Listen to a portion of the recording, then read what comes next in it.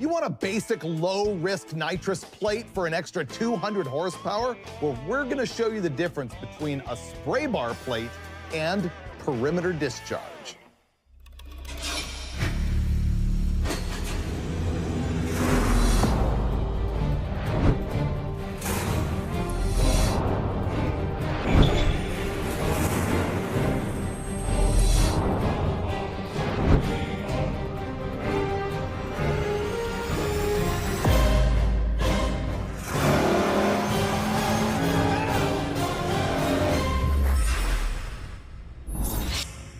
I love nitrous oxide. You touch a button, you get tons and tons of horsepower. I've done it forever with carburetors and plate systems, and man, it's great. But I've always wondered, what is the difference between a carburetor nitrous injection plate that has the spray bars on it and one that is perimeter injection? It sprays it all around the edges. So that's what we're gonna find out here. Before I get into that, let me just touch you up on how nitrous works. In a carbureted application, what we're gonna do is bolt a plate underneath the carburetor, and it's either got that perimeter discharge or the tubes in it, the spray bars, and what it's gonna do is inject extra gasoline into the engine. Now, to burn that extra gasoline, we're also gonna add nitrous oxide. Nitrous is stored in your container bottle as a liquid. It discharges through that orifice and becomes a gas. Nitrous goes into the combustion chamber and it releases oxygen. Oxygen allows you to burn that extra fuel. Burning that extra fuel gives you more horsepower. The other way it gives you more power is by chilling that intake charge like crazy. Here's how we do it. That plate is fed by a couple of nitrous solenoids. They're an electric on-off switch. So you've got nitrous oxide going in the nitrous oxide solenoid, and on the other side, you've got fuel between 5 and 6 PSI going into the fuel side. And that's as simple as it is. All you do to install it is bolt that plate in there, throw some wiring on it, chuck a bottle in the trunk, and boom. You probably also need a nitrous bottle heater. And what we're doing here is a 200 horsepower shot. All of that stuff I told you about, extra fuel and cooling and everything, you just touch a button, you get 200 horsepower. That's adjustable based on jets that you can put on each end of the plate. Now, the thing that gets different here is how we are introducing the fuel and the nitrous into the engine. First, there's the good old spray bar system. This one happens to be from NOS. The way it works is it has a top bar, which is just a tube here with holes drilled in it, and that one is carrying the nitrous. Then you've got the bottom bar, and that one is carrying the gasoline. Now, the way it works is that the fuel is injected at this angle, and then the nitrous is injected on top of the fuel at this angle. So the fuel squirts out at 5 or 6, 7 PSI, low pressure, and the nitrous is at about 900 PSI. So it intersects those two so that it disperses the fuel into the nitrous oxide into the intake manifold. And in this particular spray bar plate, there are holes just for each cylinder. There's 8 fuel and 8 nitrous. You can buy other designs that have a whole lot different thing, like a big shot plate has a bunch more spray holes in it and things like that. So that's one tactic to get the fuel into your engine and the nitrous oxide. This is the one that I've used forever. It's all I've ever used, to be honest. Then there's this style right here, which is a perimeter discharge. Now, it also has that shear of the fuel like I was describing on the 2 different holes on the spray bar, but the holes are all around the edge of the plate. It's actually 2 pieces here, and when the nitrous comes in, it travels in a channel all the way around, as does the fuel, and it sprays out of holes all the way around the edge. This is something that was popularized by Zex nitrous oxide, and I've used them in the old days when they first came out, just sort of for testing. I've never done an A/B test between the 2 plates.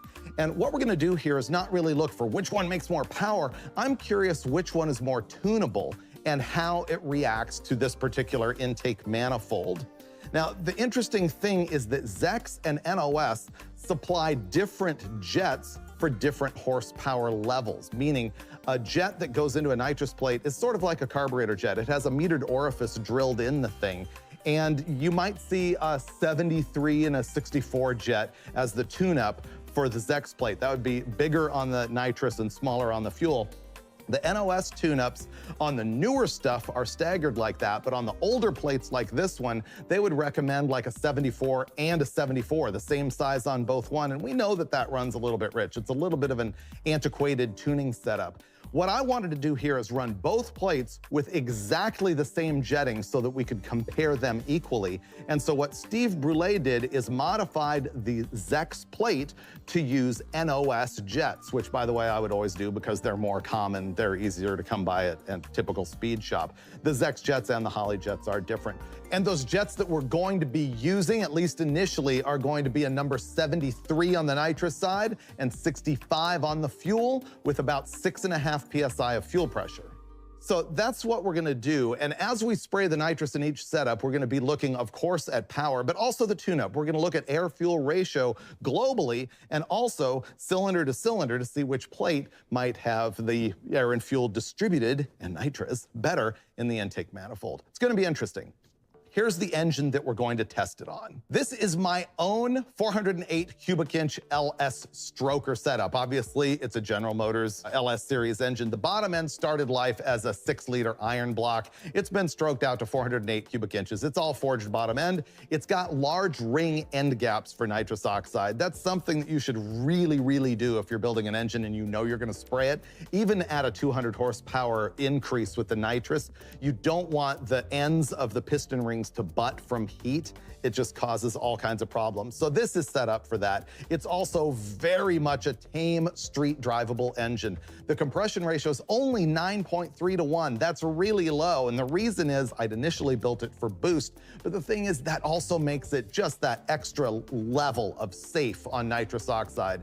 So about 2 points less compression than I would actually build it for if I was just gonna run the thing around without nitrous or without boost. The camshaft is also very small. It's a hydraulic roller, of course. The duration on the intake side is 225 at 50 thousandths tappet lift. The cylinder heads on this thing are 259cc inlet runner. They're from Blueprint Engines. And we're gonna run a carburetor up top this time. It is on a General Motors single plane intake manifold. And I point out single plane mostly to tell you that common knowledge would say if you're gonna run plate underneath a carburetor with nitrous oxide, you want a single plane. In truth, we've tried it on dual planes in past episodes of Engine Masters and actually improved cylinder to cylinder distribution on the dual plane. But the results that we're gonna see here with these two plates might be different if you were dealing with a dual plane. In fact, they might be different on different single planes, but it's still gonna give us some information on what could happen. Now, of course, I'm running it with a carburetor, and it is a Holley XP 750 CFM. Because the LS engine doesn't have a distributor, we're gonna control that with an MSD box to pull timing out when we're on nitrous. So there you go. I'm gonna sit down with the Steves, and we're gonna run my glorious little LS motor on a 200 shot of nitrous oxide with 2 different plates. Here's the thing. This LS makes 540 horsepower. What's your rule? 30%? 30, 35, that's a safe number. 30% is 162 horsepower gain. His rule is that it is safe to use nitrous oxide up to a 30% gain on the engine's base horsepower, 35. Yeah, like on a 500 horse deal like that, or something, I'd go up to 175. I wouldn't really want to go anything past that. Yeah. So I think the jets we chose are kind of in that area. We're gonna run 72 nitrous jet on both of these things. Okay. Yeah. I think it'll be pretty good. We're gonna fire it up now and run the thing without the nitrous and just get ourselves a baseline, and then we'll start to rip on the gas. Yeah. Go? Go. Go. Thank you. Bye.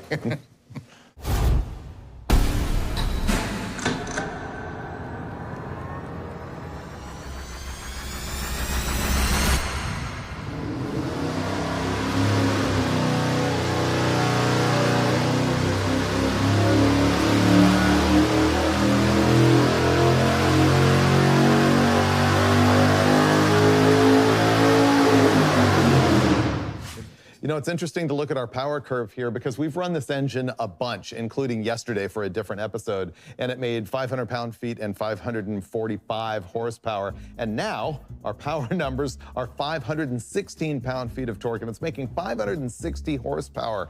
The only differences are we added 2 nitrous plates, so that's a 1-inch stack, right? Yeah, that's basically a 1-inch stack because we've got a plate that is 1 inch. This is a 1/2-inch thick nitrous plate, so we put a 1/2-inch phenolic on top of it. It's just so everything was the same for all the plates. So it's just like running a open carb spacer, and it made that much difference. Anyway, pretty good baseline power.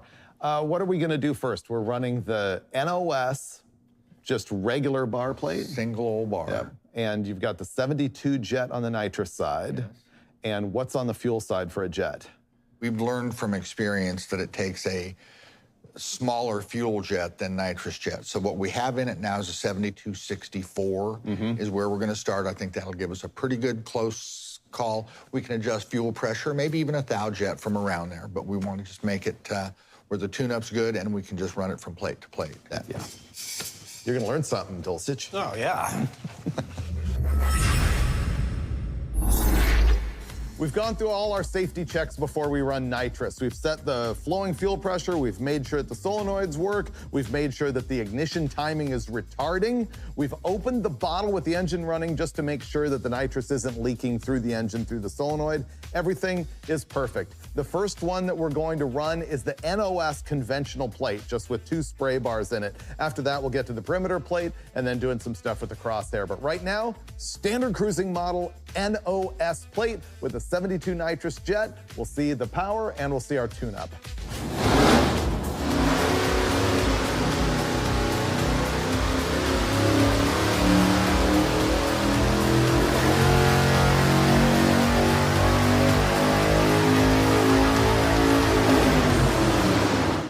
I know the first thing that you want to know is the power that we just made with nitrous oxide. It is 774.2 horsepower. I'm good with 775 on that. And the torque is 724. The thing is, those numbers really depend sort of on where you hit the button, especially the torque.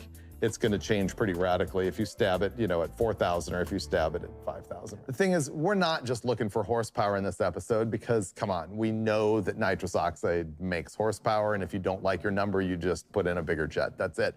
What we're looking at is the tune-up. So where do you want to start sort of analyzing that? Well, I know that we could put more timing in it to make more power. There's a few things we could do, but where we started specifically for a reason was to start to look at cylinder-to-cylinder stuff. And so I think that's probably what we should look at next. I agree. Yeah.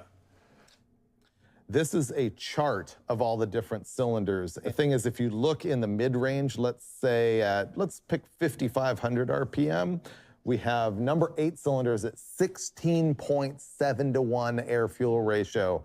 That is scary, scary lean. Really, we would like to see this thing at 12.0. Does that make you happy? I'm not nearly as concerned about that 17 to 1 number as you are because it's momentary. And nitrous is under so much more pressure than gasoline, you are always going to have a 2 to 3/10 of a second long spike in air-fuel ratio. So it's not a matter of what the number is, it's how long it's there. Okay, you're right, there's 17 here when you hit the button, but then 16, 16, 16, 15.6, 15.8, that still scares me. This is obviously an issue. But when you look over here and you see something that's 15 and now it's dropped to 13, right, or something that's 14 and dropped to 12, those numbers are acceptable. I think what we're thinking is that when you have a spike lean, it's because the nitrous oxide gets to the cylinder far faster than the gasoline does. Yes. The gasoline's at 6.5 PSI. Right. The nitrous is at 900 PSI. Yeah, so. Exactly. But it's still got lean holes. I mean, even down here at 6,000 RPM, I mean, 15 to 1 scares me. The rest are like 12. With a plate system, you can't pick one hole to fix. No, and that's what really bothers me about this. So what we're probably going to end up having to do is give up some power in one or more cylinders to try and correct that number 8 so it doesn't burn up. It seems to me that our only choices here to fix that 1 or maybe 2 lean cylinders are try and put a big carburetor jet in the right rear to see if we can get more fuel to number 8. I haven't had a lot of success with that, but we could try it. Or globally change the fuel and the whole thing, make it all richer just to save that 1 cylinder, yeah? Yeah, I mean, those are both solid approaches to try. But the first thing I'd like to do is go take a look at a spark plug. You know, sensors do go bad. Bosch sensors, NTK sensors, they do fail at some point, and particularly with leaded fuel. So what I want to do is go take a look at the spark plug. That's the first thing that sees combustion, and we're going to be able to tell whether it's really as rich or lean as we suspect that it is. On that same line of thinking, would it be a good idea to swap the sensor on 2 different cylinders and run it again and have a look? Absolutely. Okay, so those are what we're gonna do to make sure we don't blow up my LS motor. All right, let's have a look at Mr. Sparkplug.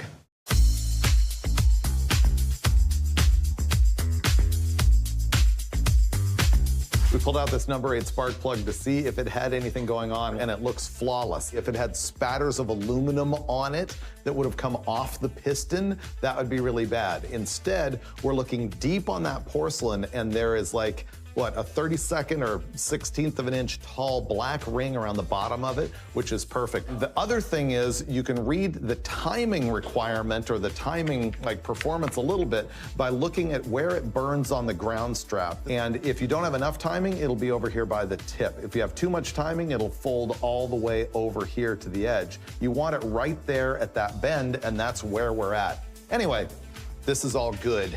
What we did, since we found nothing here, is we took 2 of our oxygen sensors and swapped them cylinder to cylinder so that we can go look at another pull and find out if maybe it was the sensor that was giving us that really lean reading on number 8.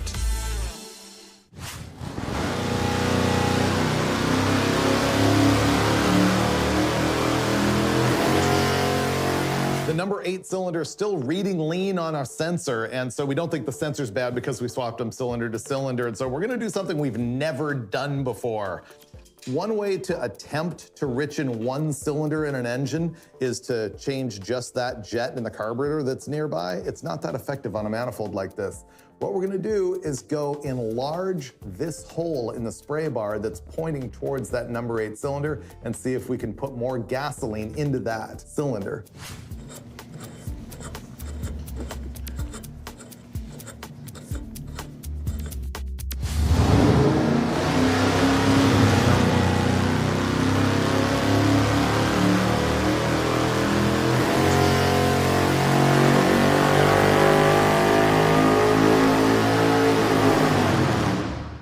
Here's our final pull with this thing after we were messing around so hard trying to get that number 8 cylinder rich. He drilled that oversized hole in the spray bar, and honestly, it did nothing. But let's start with the horsepower, and then we'll explain that. This made 772 horsepower and 737 pound-feet of torque. The problem is this tune. We still didn't get that hole any richer. No, it's, you know, past experience, it's hard to tune a single 4-barrel manifold with an issue in one hole. It's hard to get things diverted to just a single cylinder. Yeah. With a tunnel ram, you can poke around right over every cylinder, but with a single 4-barrel, it's tough.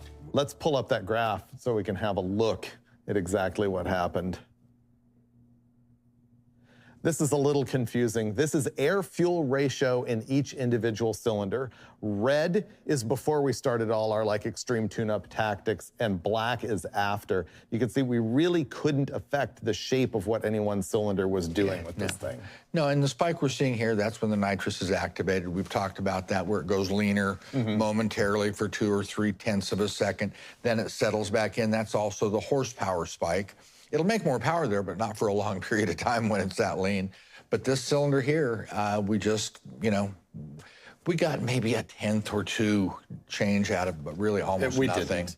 So, and we know that it's not the sensor. It could be the box that's reading it. We'll maybe find that out when we put the next unit on. By the way, we know it's not this carburetor doing this because we've run this thing on 187,000 dyno pulls. So it's not that.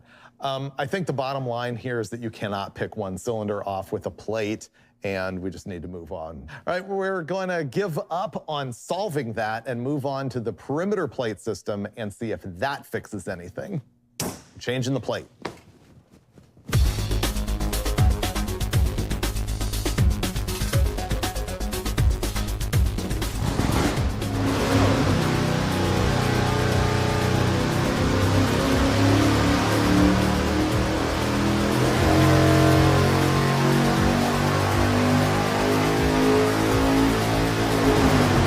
At a baseline power of 560 horsepower, we hit the button and turned that into 789.8 horsepower and 750 pound-feet of torque. So that's really good, but we know that nitrous makes power. The story is in the tune-up. Now, this is a air-fuel ratio curve for every cylinder in the engine. Higher is leaner, lower is richer. This spike right here is when we hit the nitrous button. The nitrous gets into the engine before the fuel, it goes lean. So really what we're looking at is down here. We do have one fairly rich hole at about 11.5 or 11.7 to 1, and the leanest that we get is 13.4 to 1. This is safe and good, and the grouping is tighter than what we had with that other plate. Yeah.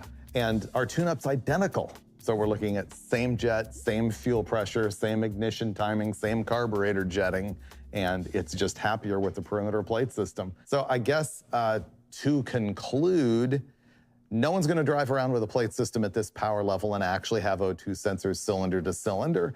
And I think the first thing to comment on that is people have used spray bar nitrous plates for millennia. I mean, they've been around for decades. We used them 40 years ago. We used them 40 years ago. We use them forever. Everyone's put a zillion laps on them.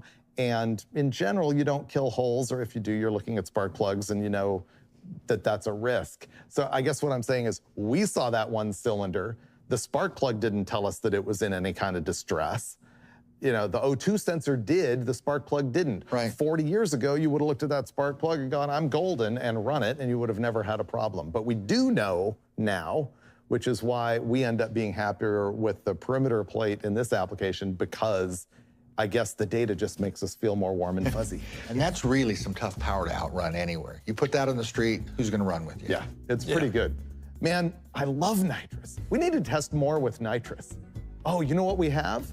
I want to do a fogger so that we can individually tune each cylinder. Yes. You know what? That's a promise. We will do that on a future episode of Engine Masters.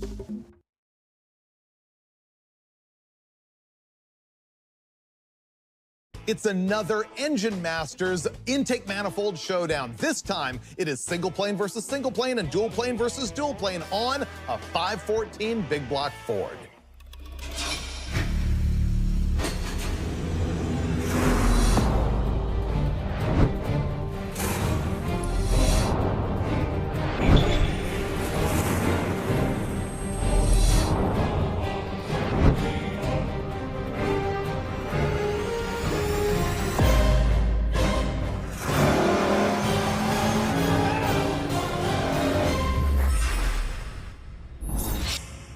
It's another episode for you big block Ford lovers who nag me all the time going, we need more 385 series big blocks on Engine Masters. And here it is. I wanted to do an intake manifold shootout, and I'll tell you this time, it was limited by what was available on the market in the days that we were setting this thing up.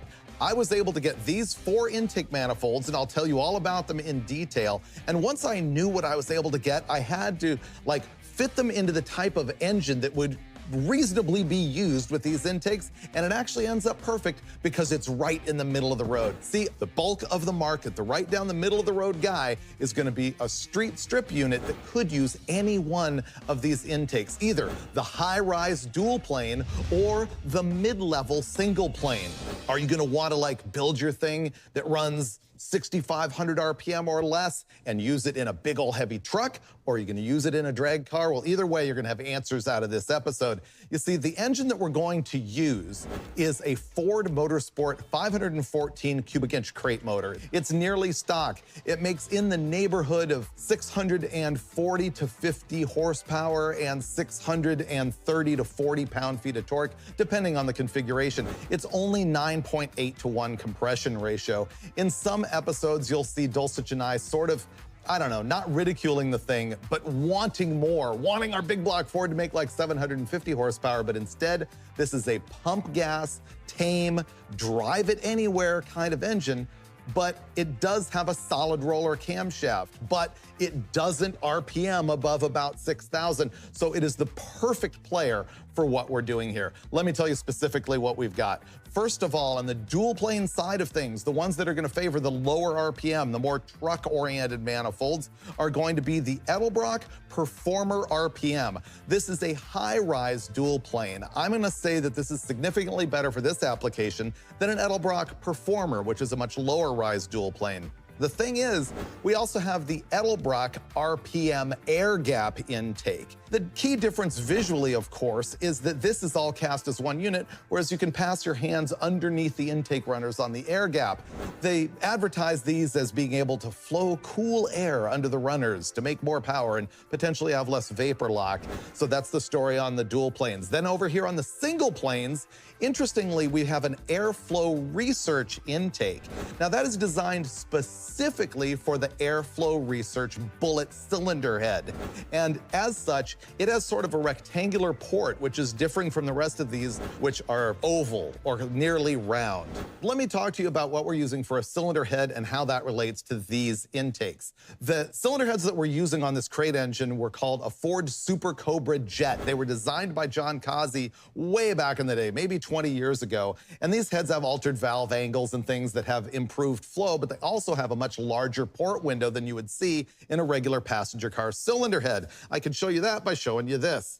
This gasket right here is for a regular 429 or 460 up to about 1987 in a car or truck. This is a Super Cobra Jet intake gasket. Now, if I overlay them here and line them up perfectly, you can see on this side that there is a big difference in the size of the ports. And you can see how it's not only the size, but it's the location as well. And so that's what we're dealing with, are cylinder heads that are this size and 3 intake manifolds that are closer to this size. The important part being that the head is bigger than the intake manifold, and so in no case do we end up having a problem with a step offset in the wrong direction. While the head might be capable of more than some of these intakes are, we're still gonna be able to demonstrate the capabilities of these. So there's our story. We're gonna run all 4 intake manifolds. First, the 2 dual planes. Is it true that the air gap is actually different than the Performer RPM for the big block Ford? I don't know. Can an AFR rectangle port intake make power on a Super Cobra Jet head? I don't know.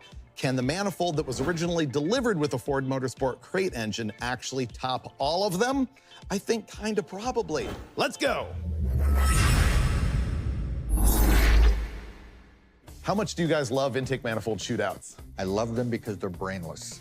Okay. Brainless? What do you mean brainless? Well, other than you two looking at them, I mean, I just get to bolt them on, push the handle, and say, here's the numbers. Power. Oh, yeah, I guess brainless. I love them because nobody does like head-to-head comparisons of this stuff, or at least I don't see it anymore. No. You know, I get emails every day about guys saying I picked this because I watched the episode. Yeah, we're gonna have good answers, and this time we're gonna do 2 dual planes and also 2 single planes on the Ford. So our first test is gonna be the regular Edelbrock RPM. Performer RPM is actually their designation. Right, the Performer RPM. I always call them just RPM, but that's Me right. too. There's a Performer, and then there's the RPM air gap that we'll get to later on in the episode. So the first victim's the Performer RPM.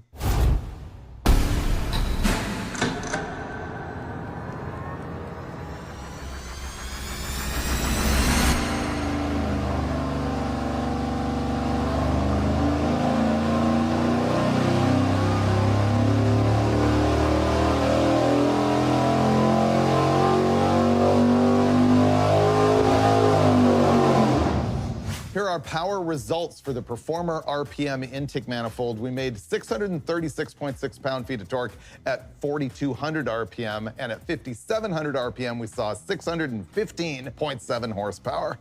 Pretty good stuff for a little dual plane. Is it? I think so. We were gonna offer it a milk bone, honestly, when you weren't here. Yeah. Yeah, we were gonna take it for a walk.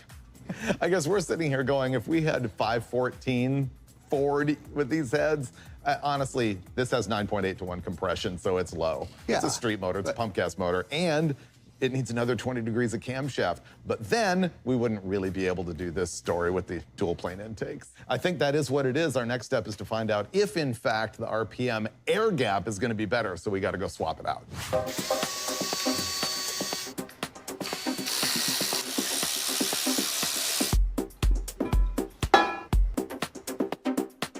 All right, the trick on the big block Ford intake installation is to tuck under the distributor and plug it into the water bypass, and then go for the plonk, straight down.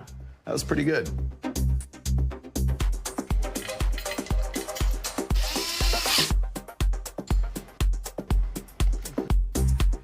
We just did our intake swap. Now we get to go find out the power of the Edelbrock RPM air gap.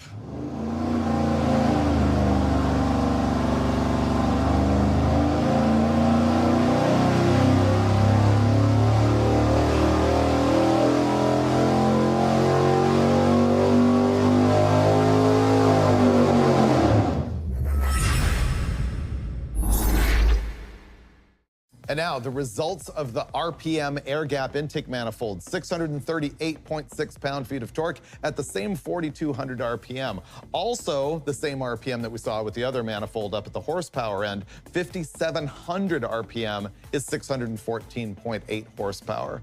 We know nothing until we see the overlay. What? This is unacceptable. I know you don't like it, but what is the trend that you kind of see there? I don't like it because it's counter to my preconceived notion. Because I'm telling you, you and I tested the RPM versus the air gap on small block Chevys and saw nothing, which is the danger of drawing a global conclusion over one single test, I will admit. But here's my other thing. Standing here on the counter with both these intake manifolds, the port window at the opening is the same. Measured it with a caliper, measured multiple ones with a caliper. The depth of the plenum on both sides is the same. And visually, there's no difference in the runners at all. But Edelbrock says that the ones in the air gap are bigger, and that would support that.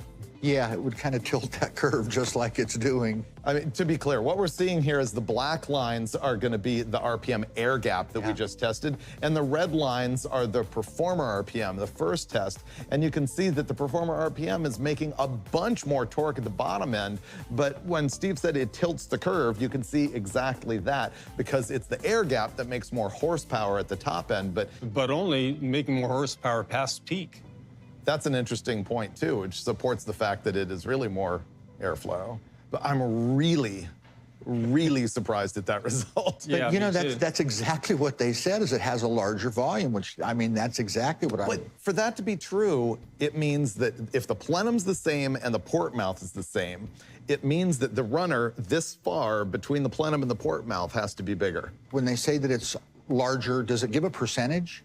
It told me 3.3 square inches total. It doesn't tell me what it is. You on know, the in that smaller sort of manifold. volume in that area, I don't see that as being a big deal. That could be thousands literally on walls and floor and just kind of Well, yeah. in general. and square inches is only a point measurement at a certain position along the runner. Right. And usually it's minimum cross-sectional area, and we don't have data to compare We don't. with the other intake manifold, but that would indicate, like Steve said, Yeah. a bigger manifold. It comes back to what you always say every time we test intake manifolds. What is it? You know what you always say. Oh, you can't tell a thing until you've run it. Well, you know what? Every episode we test these, I go, the manifold we always recommend is the Edelbrock RPM. And now I have to question, what's the difference between the RPM and the air gap? Because my knowledge comes from the Chevy mostly. All right, whether I like it or not, the dyno doesn't lie. We have to conclude this time that for low-end power, the Edelbrock RPM is superior to the RPM air gap, but the RPM air gap is going to be better if you have high RPM, bigger camshaft, bigger engine, anything like that. All of those things. Fascinating. It's why we do this stuff. And the next thing we're going to do is try the single-plane intake manifolds. The first one up is going to be the airflow research. Next up is going to be our airflow research single-plane intake manifold, and I'll remind you that this is a little bit of an unfair deal because this manifold is designed specifically for the airflow research head. And you can see that the port window on it is more rectangular than anything else that we've got here. And if you look at the head, that is a big oval, and that's a rectangle. So I'll just give you a refresher on how this is going to fit. This is the same gasket that we've got on the cylinder head. It fits the port almost perfectly. If I hold it up here to this manifold, you'll see that the manifold, despite being a rectangle, is not being shrouded by the cylinder head at all. Swoop her in.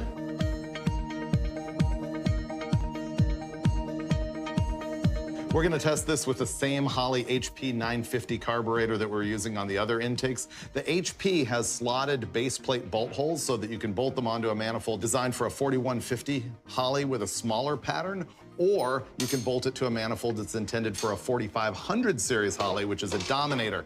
You have to use a Dominator gasket to do that. So here we go, bolting on our 4150 carb onto our Dominator intake manifold.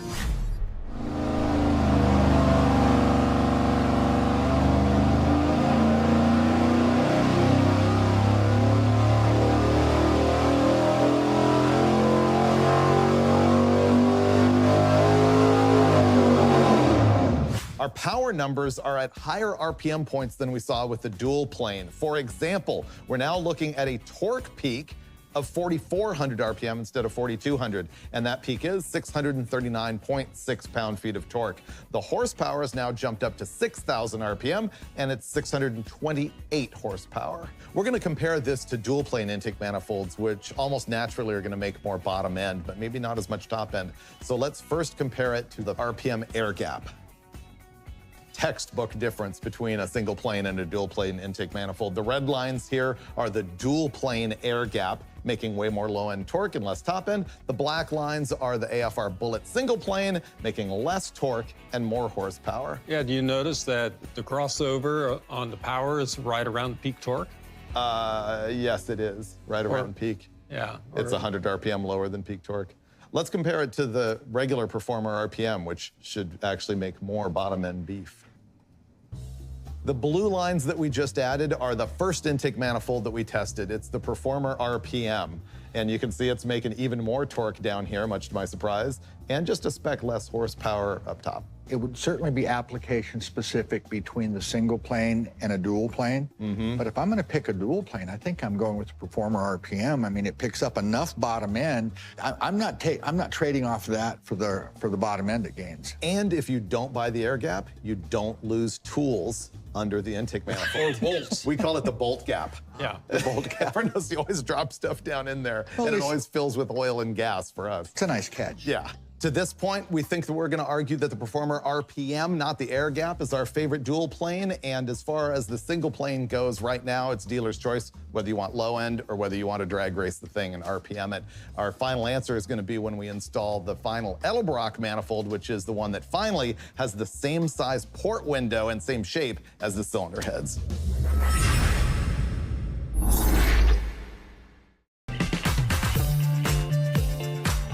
Our final player, the Edelbrock Victor 460 with the Super Cobra Jet port on it. There we go. Once again, the 950 HP 4150.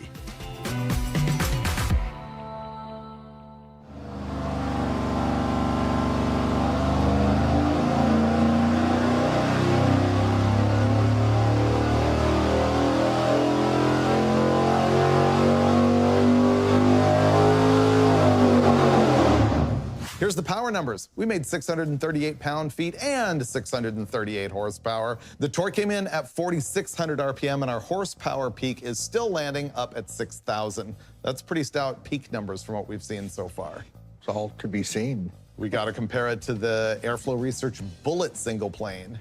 This may be the one time where visually the intuition was correct. Really? Black lines, the Super Cobra Jet intake manifold, the Edelbrock unit, and the red lines are the Airflow Research. And it's weird, the Super Cobra Jet, or the Victor 460, made a bunch more power above peak torque, like above 4,500 RPM, and really it's a trade-off. Why is it that they performed about the same down here and not up there? You know, the bottom end on this particular manifold actually I think is exceptional that it did hold on to the bottom end and still made more top end. You know, visually it's a larger manifold. The Victor 460, yeah. So intuition-wise, it's like, okay, it's bigger than the AFR, it's a single plane, maybe it'll make a little more peak. But I'm impressed that it was able to hold on to the bottom end. So the Victor 460 ended up making more power than the AFR up top, but is it possible that when we're doing a port offset, meaning the intake manifold is much smaller than the cylinder head, is there any kind of turbulence in that offset that actually slows down airflow? I guess a flow disruption would be a pretty logical explanation for what we're seeing in the dyno curve up top. I think part of it might be, too, is where the port is located in the intake manifold versus the intake port. Maybe it's actually entering the air in a not very good area of the intake port itself, where a port that's aligned properly would come right off the floor and have the nice turn. It might be that it's coming off of a wall or something because the port alignment as far as position is not very good. Interesting. So I bring that up basically to say what we're doing here is not as much an intake manifold shootout on the winner as it is an investigation of what's available on the marketplace and what happens. Exactly. And in this case, we think there's a couple of reasons why the AFR is not moving as much air up at the top end as the larger Victor 460. Well, and in all fairness, we know that that manifold works because we've done the head comparo, and we know that the AFR head and that manifold make better power than this. Which is a matched team because Yes. the AFR head is designed Yes. around that same port shape as the synthetic So the head manifold. can't make better power if the intake manifold won't support it. So Also a solid conclusion. What I would like to see now is we know that for this combination, the Victor 460 is our favorite single plane, and we know that the Performer RPM is our favorite dual plane. So can we have a look at both? Wow, that's pretty massive, actually. The black lines are the single plane and the red lines are the dual plane. I gotta be honest, there's no way I'm choosing the dual plane on this thing. I can go ahead and give this all up because I'm gonna be making more than 550 pound-feet of torque from the step. So who cares? I want the horsepower. you know, we talk about this all the time about contouring the engine. There's no special blower cam. It's just that you can give away some bottom end for some top end. And this is kind of the same situation. The engine's big enough that I don't think you need more than 550 pound-feet at the bottom. But you can sure use that at the top. That's a big difference. You can really see where the airflow starts to lay over on the dual plane. There's no way you disagree with that, right? No, I mean, you're seeing a textbook example of single plane versus dual plane right here. I mean, it's pretty evenly matched.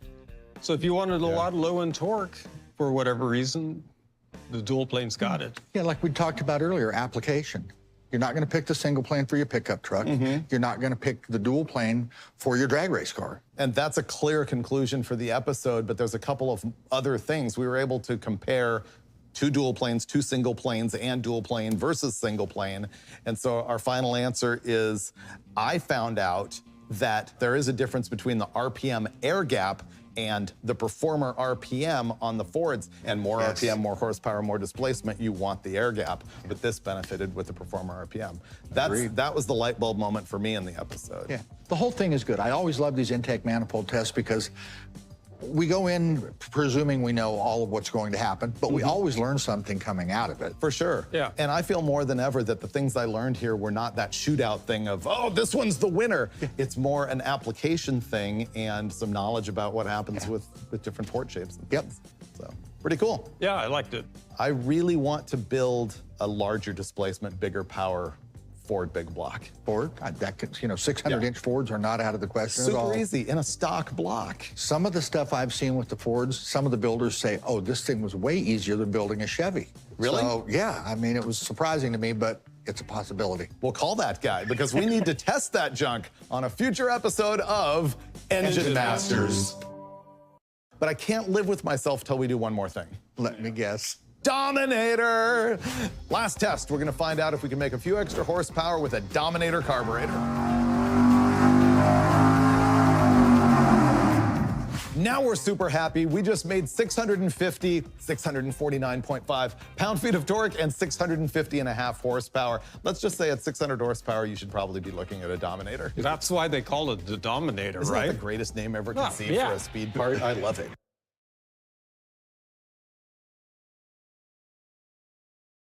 Horsepower makes heat. This time on Engine Masters, we're gonna show you how to love that power by keeping your cool.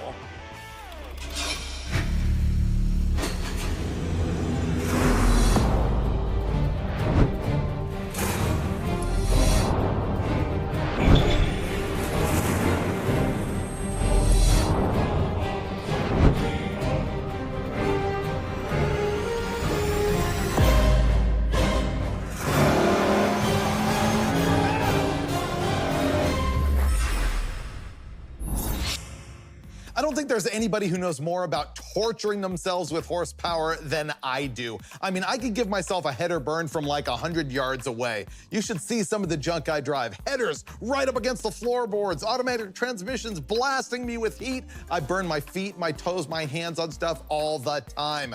You know how it is. Making horsepower makes heat. Strangely enough, this episode of Engine Masters is not going to be about making horsepower at all. Instead, we're going to talk about how to attenuate that heat problem in your car. First of all, we're going to look at reflective heat shields. This is the type of stuff that you would put like on the underside of your floorboard or in your engine compartment to try and reflect header heat back at the engine and keep it out of the passenger compartment. So that's going to be part one. Next, we're gonna have a look at header wraps. Do any of these super special wraps actually keep heat in the header and away from your fingers and inside your car?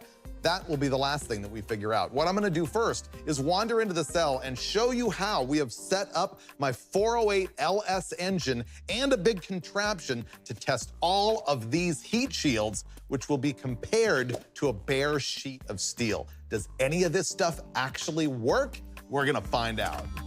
Here's how we're gonna test all of these reflective heat shields. Every single one of them is stuck to a sheet of 22 gauge steel. I've got a handful of those. Now we took that sheet of steel and we've clamped it here right next to the header.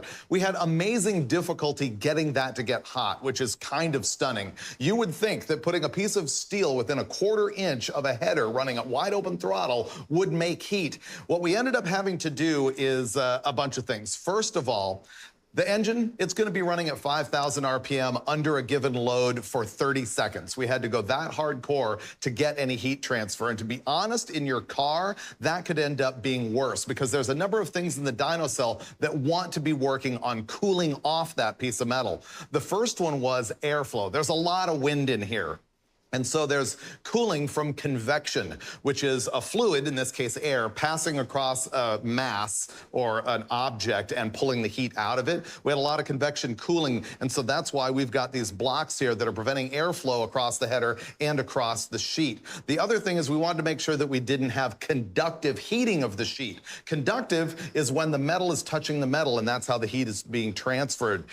These materials are not designed for that. They're designed to prevent radiative heat radiation. They reflect heat back. And so we've got a 1/2 to a 1/4 inch gap, depending on where you look at it, between the header and the piece of steel. That way, these things can work the way they're intended to do, which is reflecting heat. Now, the other thing that was curious about all of this is what we had to learn about measuring heat. We ended up with this Fluke thermal imager. This is $24,000. The image from this is what you'll end up seeing with me and the Steves out at the table when we're talking about all of this data. It not only reads the room, but it also has specific points of temperature that we're reading. We're going to be able to read temperature right here on this header tube, and then at 2 points on our sheet that's trying to reflect the heat away. Now, the interesting thing is we learned about emissivity, which is the fact that anything that is at anything above absolute zero emits actually infrared radiation as it's sending its heat off. And that's what this measures. The problem is it can't measure something that's too shiny like a mirror. It's really technical. Bottom line, we were able to solve our technical problem with a can of barbecue spray paint. So all of these are painted black so they're not too reflective so they can actually read. The dyno is not going to give us any data logging. We're going to be observing what's happening on the screen and letting you know what's going to happen. Our first test is going to be heating up a just bare sheet of steel, and then Troy will run in as we go and change from one heat shield to the other to the next, and in the end, we'll sit down, rank them from best to worst, and let you know what happened. Usually at this point in the show, I'd be having a sit-down discussion with Steve Dulcich and Steve Brule, but we decided to rip right into it. Here's what Dulcich and I are going to be looking at. That is the screen that's showing us what the infrared camera is seeing. We've got temperature points here and here on the plate, and right here you can see it on the header tube. Steve Brule's in there running the dyno test. He's going to rip this thing up to 5,000 RPM at a load that will be consistent throughout all the testing. And Dulcich, if you could please help me keep an eye on the temperatures so that we can agree on that, and I will be writing those down. We're going to start with the bare plate, and then Troy is going to go in and burn his hands and change plates out as fast as we can. Then we'll come back, and I'm going to show you all of those plates and discuss it so that the Steves will see it at the same time that you do.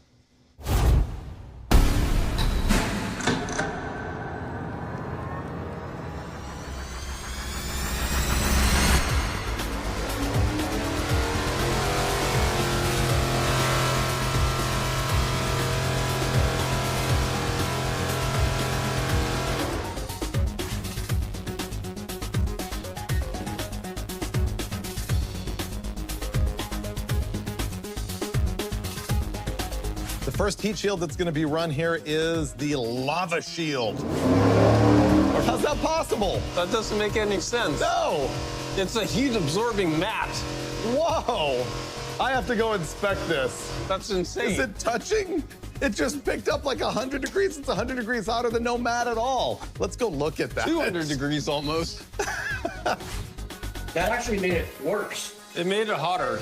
Now we've taken that same piece of metal that had the lava shield on it and flipped it over so that the shield is pointed out. It's not facing the header. We'll just see if there's a difference there.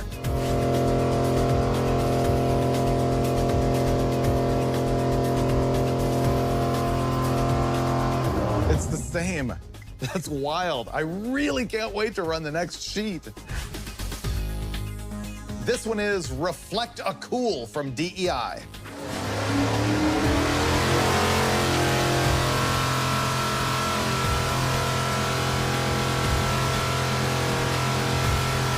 Another DEI product this time, but it's Reflect a Gold. It's the gold one.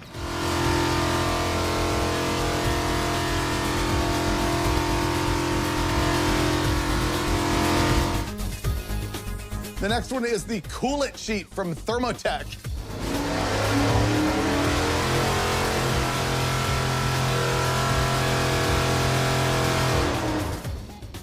Our last test is gonna be the only one with a little bit of insulation. It's the Sticky Shield from Heat Shield Products.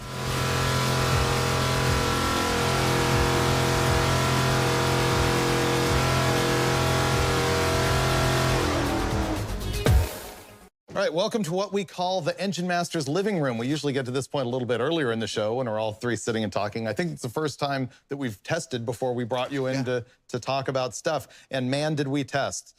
There was a lot of stuff that just went down trying to make sure that we were nailing this test as tight as we possibly could. But we weren't able to actually nail precise degrees on this stuff, but man, were we able to see some trends that are overwhelming and really unrefutable, because we went back and forth and tested over and over and over, rebaselining, making sure that the trends were the same. You made me do it over and over over and over. Hey, it's my motor running at 5,000 RPM at full load for 30 seconds over and over and over. That's something else that we don't normally do the way we test it. I mean, I was parking the thing at 5,000 RPM, wide open, for 30 seconds at a time to make sure we were generating header heat to the point where, you know, headers were stabilizing, what did you say, somewhere around 950 or still creeping up, but kind of taking that once we started getting in the groove, we were able to really nail a consistency where the surface temperature of the plate and the header has the same at the starting point, and you ran it at 30 seconds, and the thing ended at the same header temperature every time. So that was a lot of repeatability. It seems well, what I saw was a lot of this is kind of like almost like when you're looking at EGTs. The way that you drive the car makes a big difference. Makes a big difference in how the ending EGTs are. So what I was doing was I was cruising at 2,500 for approximately 30 seconds until those two temperatures would stabilize. Being the same, you'd give me the sign of go, and then I'd run it for 30 seconds wide open. Yeah. And so we did that a lot. I mean, we worked really hard, and we feel comfortable with our results, even if you can't nail it down to within 1 degree. You can nail it down within 10 or 20 degrees, either way, I would say. And here's the reason why we went to all that trouble, because this was a shocker. This is a product from Heat Shield Products that's called Lava Shield. It looks cool. It looks kind of like carbon fiber. It's all neato. They say it's got, you know, some, I guess, basalt in it, like lava rock. I have to say, it lends a very attractive look to the sheet metal. It does, and it's extremely thin and light. Here's the thing that we absolutely could not believe, and we tested it 4 times, and we tested it with the lava rock facing the header and facing away from it, and every single time, it added surface temperature.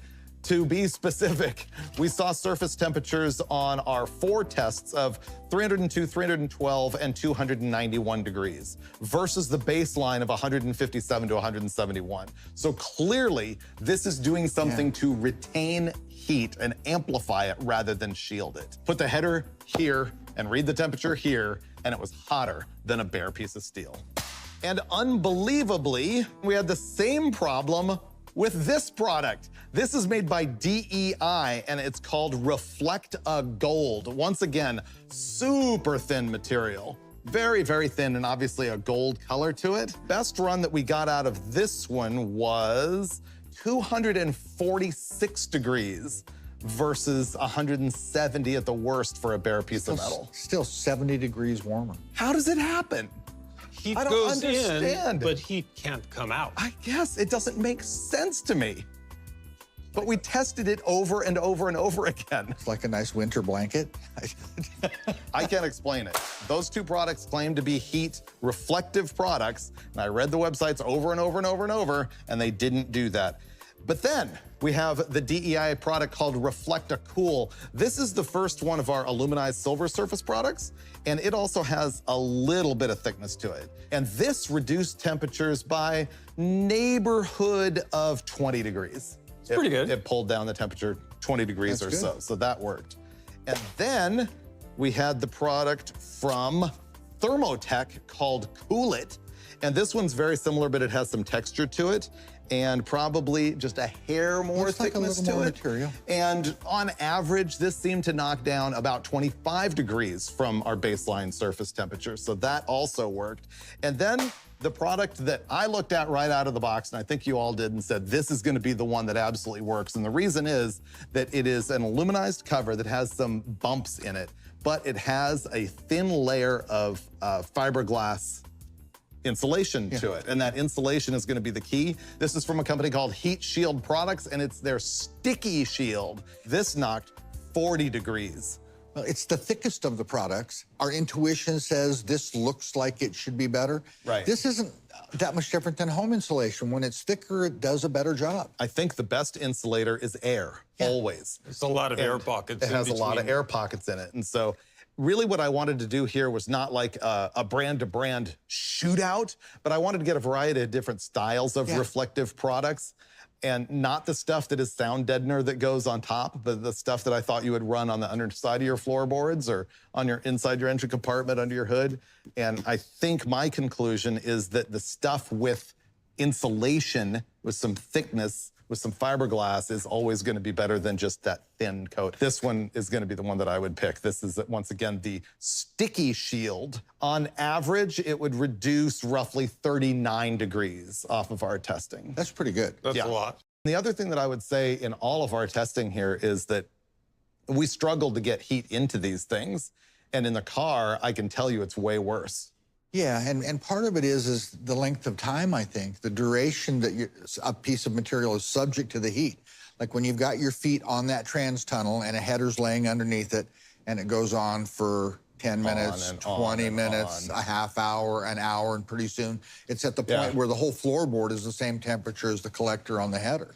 And when you were doing the testing, both the surface temperature of these as well as of the header was continuing to climb with time. He had it parked at 1 RPM wide open, and it just kept on going up and up and up. And you're not cruising 5,000 RPM at full load on the highway, but if you're cruising a longer duration, there's less airflow underneath the hood. And I've literally burned my sandaled feet in many, many roadkill project cars. Yeah. Next thing I would like to do is the age-old header wrap. I got the top 3 heat shield companies that I could tell from shopping at Summit. The most common stuff is the Thermotech. That's their copper, Generation 2 copper. Then DEI is another big brand. This is their titanium.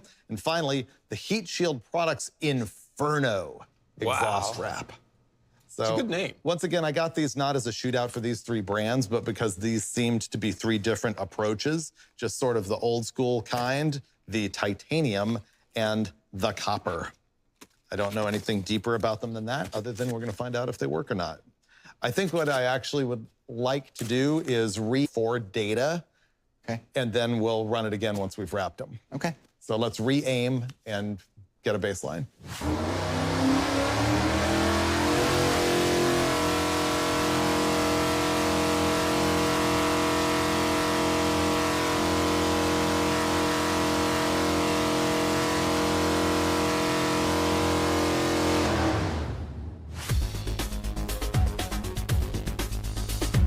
We did this test once on Engine Masters where we used header wrap to find out if the wraps make horsepower, because a lot of the wrap companies claim that that's true. We were not able to duplicate that scenario. They say that by wrapping the pipes, it makes it hotter inside the pipe, which makes higher pressure, which makes it escape out the back faster, which, you know, pulls, what's the word? It like evacuates the exhaust better and makes horsepower. We were unable to prove that. That's not what we're doing this time. This time we're just trying to look at the surface temperature. All right, rather than clamping it, Steve's gone with the half hitch. I will cut off the excess, and then you've proven your abilities. You can do the other two as well. I knew that was coming. Yeah, I know. But I'm enjoying wrapping headers so much, I'm looking forward to doing the rest of them. Normally I would get a wider material for wrapping header tubes, but this is what was available, so I got 1 inch on all of them. He's doing about a half overlap on each wrap, like so. Does it seem to you that the titanium wrap is a little bit more flexible, sort of like softer, fabricier? It just has some very endearing properties. You may be right about that. Yeah, it seems just softer. It looks cool. It's like semi-metallic. Yeah, the question is, how's it gonna do as far as the heat handling properties? I think these are all gonna work. You're doing impressive work, Dolchek. When it comes to working with fabric, I'm your guy.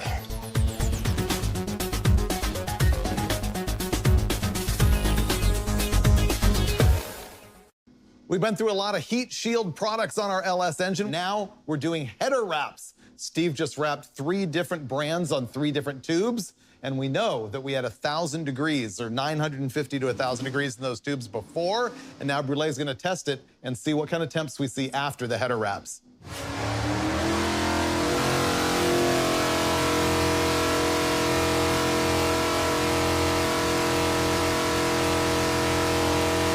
All right, he's gonna give it a full 30 seconds at wide open throttle at 180 RPM.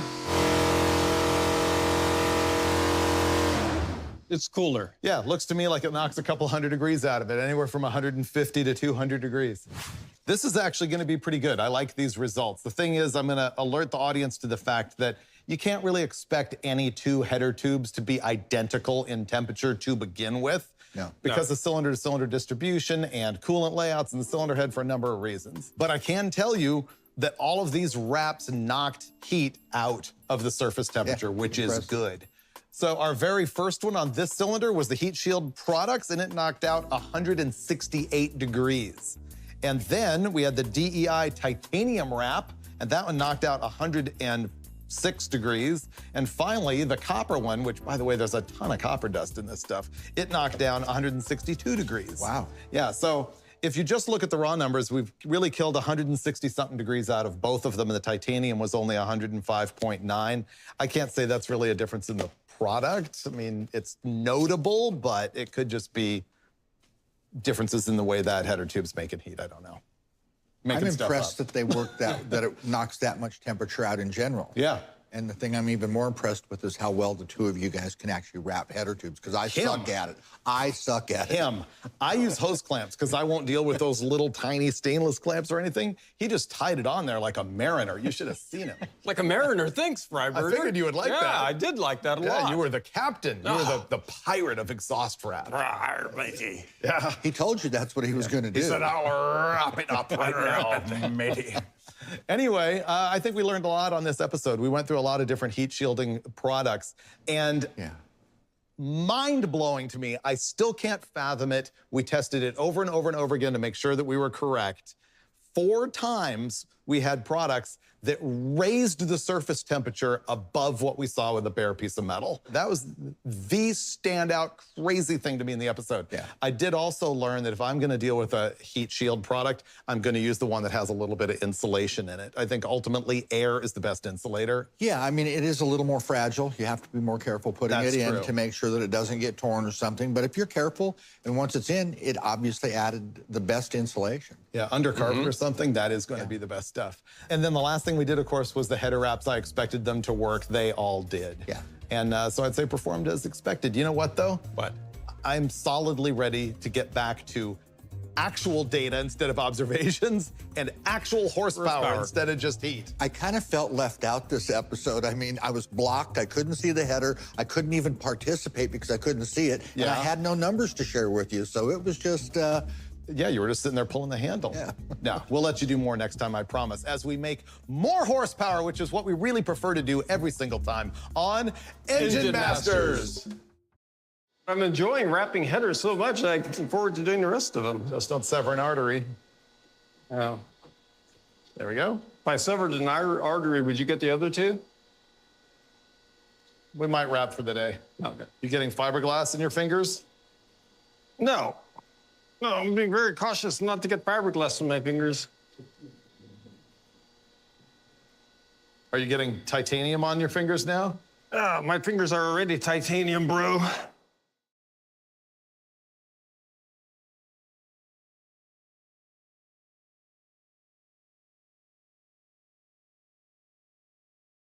Your valve springs and push rods could be costing you power and reliability, and you wouldn't even know it. Find out why this time on Engine Masters.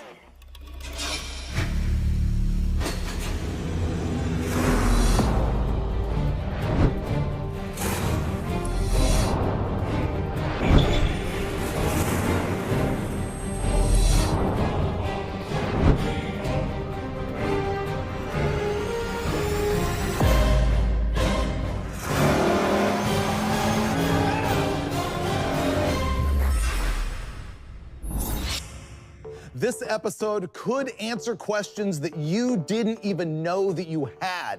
Here's the situation. In a pushrod engine, can pushrods and valve springs affect power even in a situation where you don't have a valve float problem? That's what we're gonna find out. Here's the thing. Let's just look at the valve springs. You know, if you put a really heavy, beefy race-type valve spring in an engine, perhaps you've put a breaker bar in the front, you've turned it over, and you're like, man, this takes a lot of power to rotate this engine.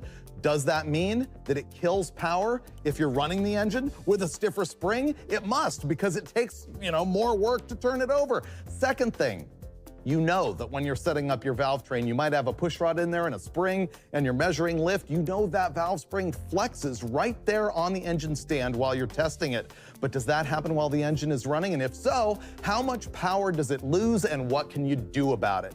Those are the things we're gonna explore here, all with the help of the guys from Comp Cams. Let me start out by digging a little deeper into the tech of how this all works. Now, the valve spring is what we're really going to be focusing on here in terms of how much pressure that puts in the system. Now, the other thing we're going to be looking at is flex in the push rod right here. Note that I've intentionally done my artwork here so that the push rod is not directly in line with the lifter. You can see it's off like this to an angle a bit, because that's how it is in a lot of engines, including this big block Ford.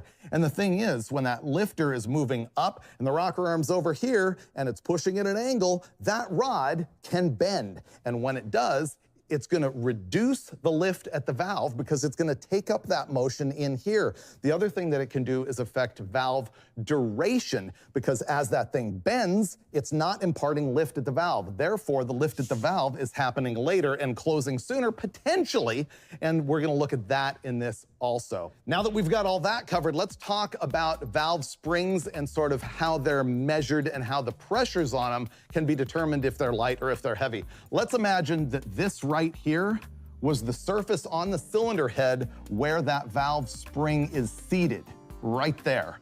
And then, I guess I'll draw a valve so that you get the picture of what I'm talking about. And then our spring is here. And then you've got a retainer up here, the thing that has like the little keepers in it and locks and things like that. So what we call installed height is the distance from right here, where the bottom of the spring is, to just to the underside of that retainer. That distance right there is installed height. And the thing is, when you get a spring straight out of the box, it can be really tall like this one right here. But when you install it, it's already been compressed a little bit, even when the valve isn't open. And typically you would see this at like, 200 to 100 on a big block. The big block Ford is unusual. It actually has an installed height of 1.880 inches. So we know that's our installed height, and we can measure with a special tool what the pressure is on the spring at that installed height. The initial set of springs that we're going to run has 210 pounds. Now that's often called valve spring seat pressure. The thing is, it's not pressure, it's actually load. You'll get engineering strokes that'll tell you that's not pressure because pressure includes a unit of area, like pounds per square inch. It's actually load, and it is. It's 210 pounds, not PSI. Now the next thing that we're going to look at is, let's say we've got that same spring, but this time, this valve is open down here like this. So therefore, the spring has been compressed.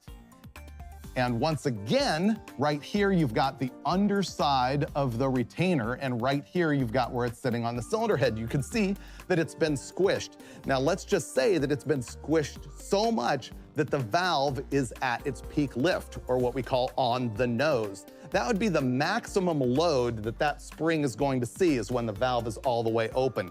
In the case of the first set of springs we're gonna test on this thing, it has 550 pounds. Now let's talk about what we're going to go to. Here's real world examples of the parts that we're going to be using. This is the spring that's in the engine right now, and it runs perfectly. It doesn't float the valves or anything, and we're gonna install this. You can see that this spring is much taller. We're gonna have to squish it in here into that installed height of 1,880. And when we do, I can tell you that that seat load is no longer 210 pounds. It is 350. And when we've got the valve all the way open, the load is now 800 pounds. That is an increase of 45%. Now that's pressure that we don't actually need for this engine to operate properly, but it does answer the question, does adding that much spring pressure and that much drama in rolling the engine around actually affect power? That's what we're gonna get into. But that's not the only thing that we're gonna test. We're also going to look at that push rod flex that I described, how this thing can become a spring and get all bendy. And to do that, we're gonna run 2 different push rods with each of our different springs. I've got one push rod that is an 80,000ths of an inch wall thickness. See, the push rod's basically a tube. It's hollow, you can see through it. And so the metal is 80,000ths of an inch thick. The stiffer push rod that I've got is 135 thousandths, so this should have greater resistance to bending. It's also way heavier, but does that matter? These are all the things that we're gonna find out. This is gonna actually be super interesting. It's not something that you see tested very much, if at all. Steve Brule thought of this, and I think it's genius, and I can't wait to learn. We're gonna learn with this engine right here. This is a 514 cubic inch big block Ford. The key that you need to know here is that it does have a solid roller camshaft. Everything that we're testing here really should be reserved for solid rollers as far as the heavy spring pressures, because if you have a flat tappet cam, running way too much pressure like this can wipe out that surface from the lifter to the camshaft. And if you've got a hydraulic camshaft, too much pressure might cause issues with the little plunger and piston and valve that are inside the lifter. So this is solid roller territory, as we love on Engine Masters. All right, I'm gonna go talk to the Steves, and then we'll fire this thing up and find answers to all these crazy questions. All right, this is gonna be an interesting test that came straight from the mind of Brule. Ooh, that sounds interesting already. Yeah, the whole valve spring thing. So our initial test with our 514 Ford is going to be with our light spring, which is 210 pounds on the seat and 550 open. And we've also got the thinner wall push rods in it, right? 85 wall. So it is 85 wall, which would be 0.085 inches wall thickness on the push rods. Baseline us, Steve-O. Well, that's the other question. Will we see the thinner push rods start to flex and lose power with the heavy spring? 2 or 3 or 4 questions that can be answered. It's gonna be great. Yeah. One test at a time. All right, fire it up, Steve. All right.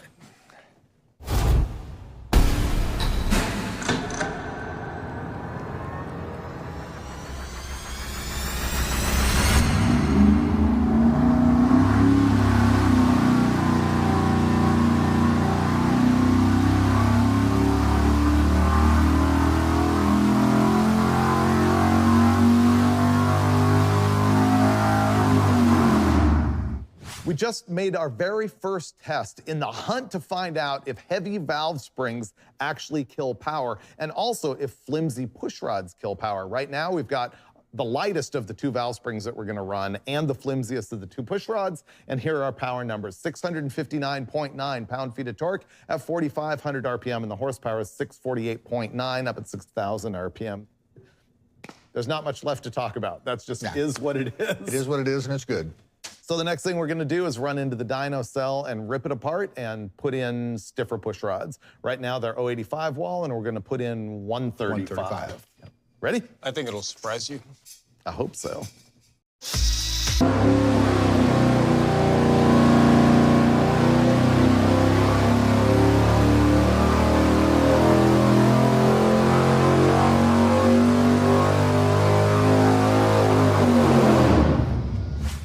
Look at our stiff push rod torque number, 660 pound-feet, and the horsepower, 652.6. I sort of desperately hope that the stiff push rods actually made a difference. Me too. Look at the overlay.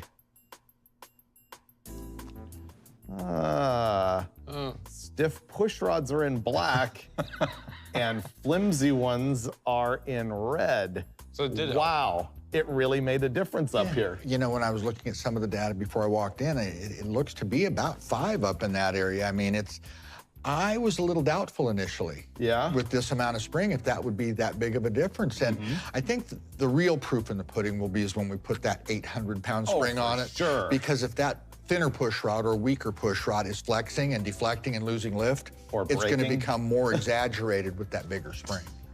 Wow, this actually makes me happy. I know, It's me better too. everywhere. Because I didn't know if we were actually gonna see anything. No, it's better everywhere.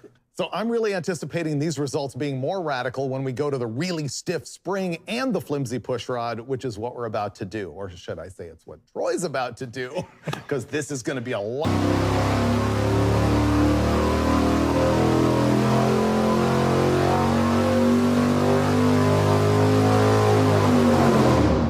Here's our power with the 800-pound heavy springs and the super spaghetti push rods.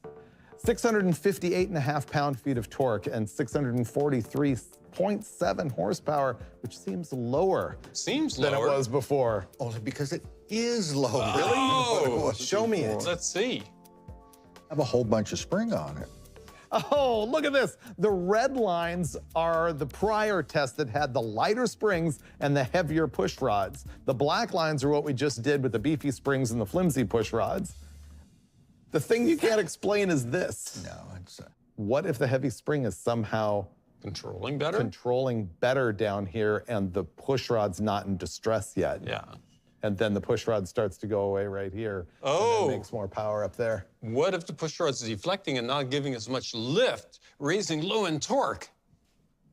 And duration if it is flexing. Yeah. That's a good one. That's way better than mine. I am getting That's smarter way after all. better than mine. You're right. Think of that. That was genius. What Dulcich is saying is that the push rod's bending, therefore reducing duration in the camshaft, and we know that reducing camshaft duration makes more low-end torque, and that's what's happening. That's genius, Dulcich. I love that when we come up with Thanks, excuses that sound plausible. No, you know, there's actually some merit to that. You know, the proof is going to be when we put the stiff push rod back in it, it should tilt the curve back the other way. If that's in fact the problem. Yeah. But yeah, we lost a lot of power going this way. And to be clear, the reason we believe that we're losing power is because that push rod is flexing, giving up lift, deflecting. giving up duration, and just making a mess of the whole Or thing. is it because the spring is heavier and it's harder to turn? Well, let's put in the heavier push rod. Okay, yeah, we're not gonna know really what we're knowing until we throw in the 135 wall push rods, and even then we might not know, but we can come up with excuses because it's what we do. No? No. Facts coming up on Engine Masters. Here we go.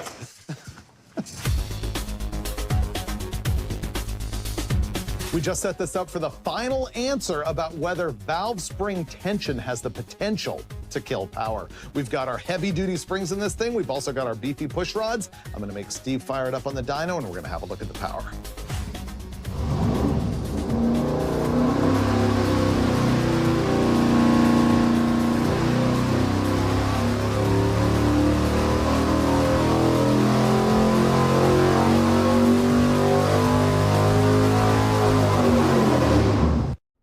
Here's our power, and actually it looks like we're gonna conclude the stuff that we wanted to see. The torque with the heavy spring and the heavy push rod is 659, and don't forget the 0.9 pound-feet of torque, and the horsepower is 651.6. Let's look at the overlay of this, and it's gotta be compared to the lighter spring with the stiffer push rod, which is the best power curve we've seen so far. Heavy push rod. Uh-oh. They're exactly the same. There's a little bit of a something up there, but for all intents and purposes, the light spring and the heavy push rod and the heavy spring and the heavy push rod make the same power, the conclusion being that at least in this test, adding 45% more valve spring pressure over the nose does not affect the power curve. I agree. My whole interest switched gears as soon as I saw what the better push rod did, even with the other spring. It was like, okay, I wanted to go into this looking at valve springs. And you said, well, let's throw some push rods in there too, and let's do that. The guys at Comp loved that idea, with doing both. And like I say, halfway through, I just went, oh my God, this isn't about the valve spring at all. This is about the push rod. Well, but still, clearly, the whole thing about, you know, the engine turns over harder with a wrench when it's got heavier springs on it doesn't translate into any kind of a loss. No, it does not. Yeah. But the push rod, you know what we have to see? Let's look at a comparison of either one of these tests with the heavy spring with the light push rod. Yeah, look at that. This is a comparison in red of the stiff spring and the light push rod, and black is the stiff spring with the good push rod. And look at that, massive difference. Yeah. I would have never caught that, honestly, between us guys. That whole thing about the push rod deflection causing the camshaft to actually be smaller. Appears smaller. And change something at the bottom, I wasn't prepared for that at all. Yeah, I didn't see that coming either. It's so repeatable, I'm very confident, and that's what's going on. Yeah, and the reason Steve's saying that this is repeatable down here where the flimsier push rod makes more torque is because we saw it with both sets of springs, and it goes back to Dulcich's observation that the flexing push rod reduces duration. It does tell me that the other spring is adequate.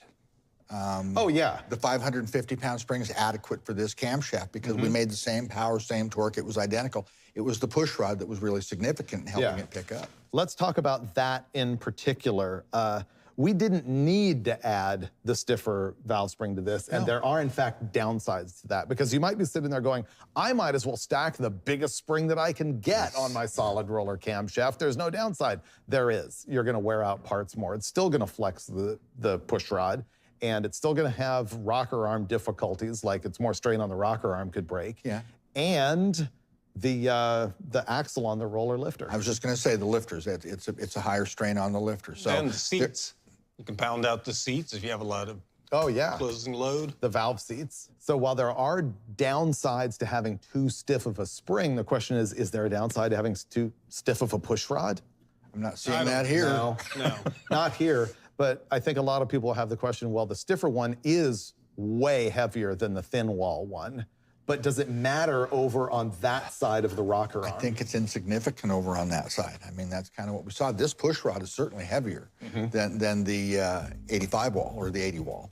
And I think that's all the notes that I've got. So our final conclusions are run the lightest spring you can that still controls your cam, but if you go too much on the spring, it's not gonna have an effect on power, and there's no downside to running the stiffest push rod you can. And we can also conclude that you really wanna have stiff rocker arms and rocker arm studs, or above and beyond that, shaft rockers. Right. I like the shaft rockers. They're so much faster to adjust. Yeah, there's a lot of betterness about shaft rockers. Yeah, certainly is. Yeah, what's a good test for shaft rockers? Could we actually get something with like 1,100 pounds over the nose and run it on a rocker stud versus a shaft rocker? You know, when we talk about deflection, this has got a regular stud in it. If this had shaft rockers on it, would it pick up even a little more? I'm not sure if we'd see that on this engine, but I think we could do it with something more hardcore. Yeah, certainly. And more hardcore is what I love. Anytime I can pull it off on Engine Masters. The thing you can't explain is this. No, it's... Oh, yeah, I can explain it if you want me to. Of course. Because the spring takes more power to turn the engine? But heavy springs making more power right here. I thought you said I was getting smarter. Can you not snack in the middle of the tape? Are you chewing? Oh, God. He just shoved that beef stick right down his throat, too.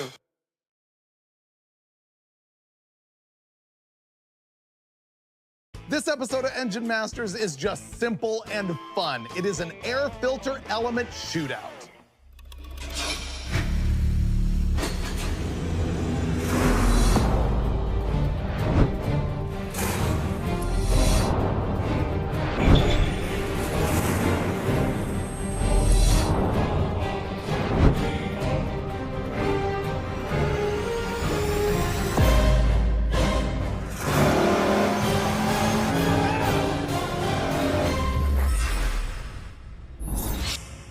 This time we're gonna find out which color air filter element makes the most power.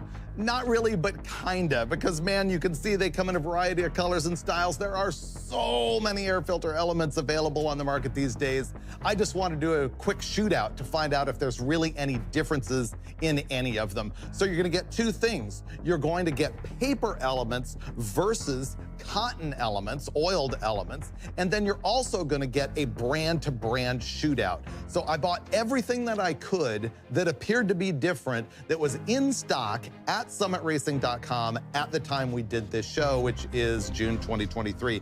I brought my crib notes because I wanted to give you what all these are and what the prices are of them, starting from cheapest to most expensive. First, we're gonna test an All-Star Performance paper filter. That one is $12.99. Mr. Gasket paper filter, $15.72. Then Summit has their own line of air filters, and now we get into the cotton gauze oiled air filters. These are available in blue, black, or red. Strangely enough, red is $34.99, and you can get the other colors for $26.99. I don't think there's a difference in performance, it's just the colors. Next up, we have one from Spectre Performance. This is $31.99, available in red or black. I got the black, which I thought was pretty cool. Edelbrock sells one that's called the Pro Flow in blue, black, or red. That's $34.95. Then we get into the green filter. That's actually the name of the company that sells them. It's not just the color. The green filter is $58.42, and then the K&N is $77.99 on sale at the time we're shooting this. They're normally $89.99. Now, as we test these, one thing we cannot do is judge the value of the filtration on any of these. We don't have a way to contaminate them uniformly, and we don't have a way to sort of analyze what particles are being passed through them. So this ain't that. This is going to be a power test, but I can also sort of give you some observations on each one of these. The two paper filters, I really wanted to get a super cheap one that hardly has any pleats on it, and I couldn't find that.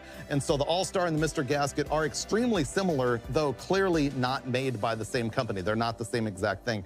The thing I'm talking about on pleats is air filters can often be judged on how many folds they have, you know, per inch or all the way around the thing. If they have very few folds, that means there's much less surface area on the filter, and that's gonna tend to mean that it won't pass as much air and that it won't catch as much dirt and stay cleaner and useful as long as if you have a whole bunch of folds, but I couldn't find a super cheapie. So that's just a little bit of information that applies to both paper filters and the cotton gauze. Other observations that I've got to get into are that the only two here that are made in the United States are the green filter and the K&N filter. Now, I got to lead with K&N because this is the company that actually popularized high-performance cotton gauze air filters. They did it way back in 1969. They really invented this marketplace, at least as far as I know. And that product, while it is the most expensive, I will tell you sort of just based on intuition and handling it and fondling it, it's the highest quality unit here. It fits better, the folds are more consistent, the way the wire is like embedded in, it seems more solid, it's a little bit heavier, so that is the nicest unit. The other one made in the United States is the green filter. Here's the thing about that. I took the green filter, and I took all of these actually, and held them up to the light and looked through them.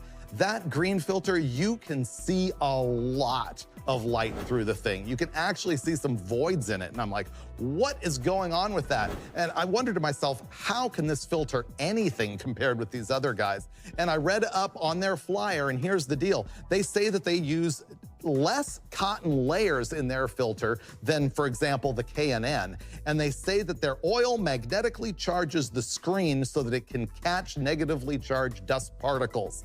I suppose the cotton is there then to catch the positively charged dust particles. There's no way we have to verify all of that. However, the company's marketing does explain why that one seems to be more see-through than the others. What we're gonna do is throw all of these on one engine and just test them, and essentially we're gonna look at horsepower and find out what the airflow is on them. What engine are we gonna use? My 408 LS. Super simple. All we're really using it for on this episode is to suck air and find out which filter is best.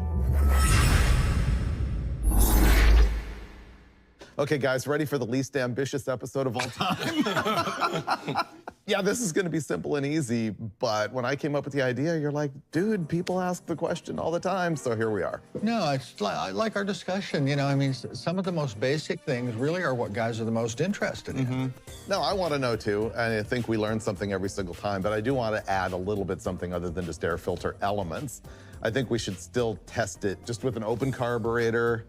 In the past, we've seen that it loses power with a dropped base. I think we should run through that again. I think we saw that with a drop base with an element. I wonder about just a drop base. That's true. We could run just a flat base, just a drop base, and then start putting filters on it after that. Yeah. However, Oh boy, money time.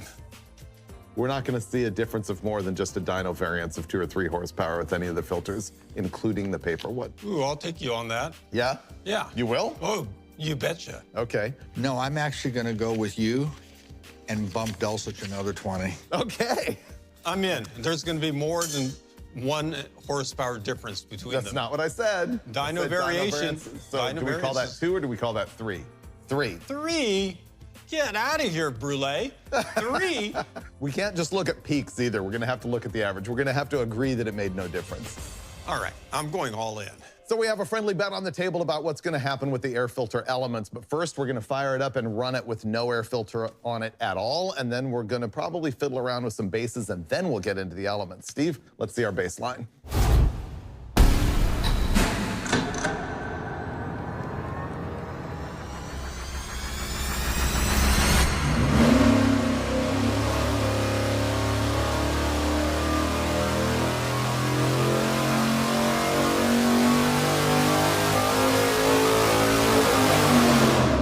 On the open carburetor, nothing modifying it at all. We saw 508.6 pound-feet of torque and 541.3 horsepower. So let's run out there and we'll test both the flat base and the drop base, and then we'll come talk about what happened. Perfect.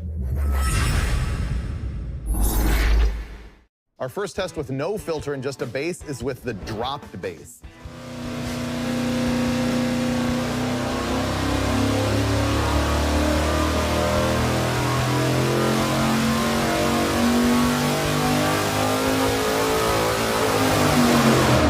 And now the flat base on the carburetor.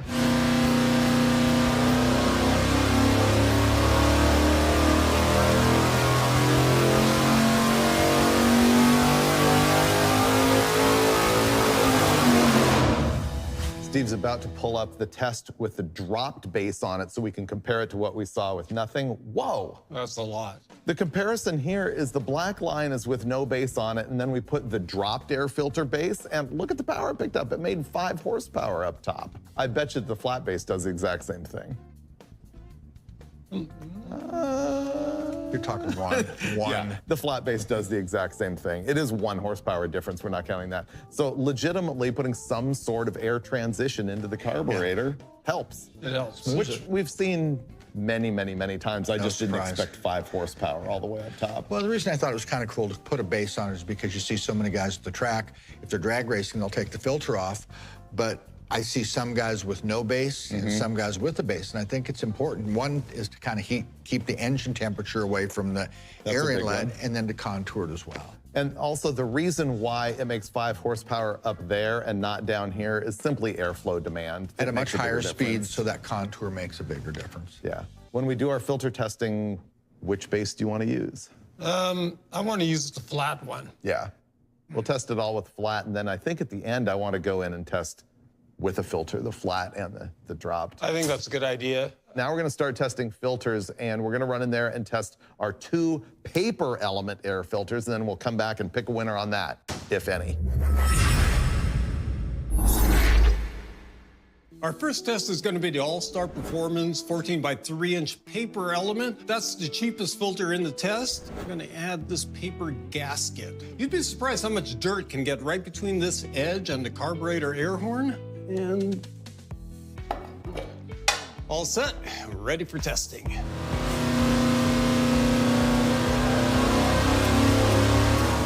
Now the basic paper element from Mr. Gasket.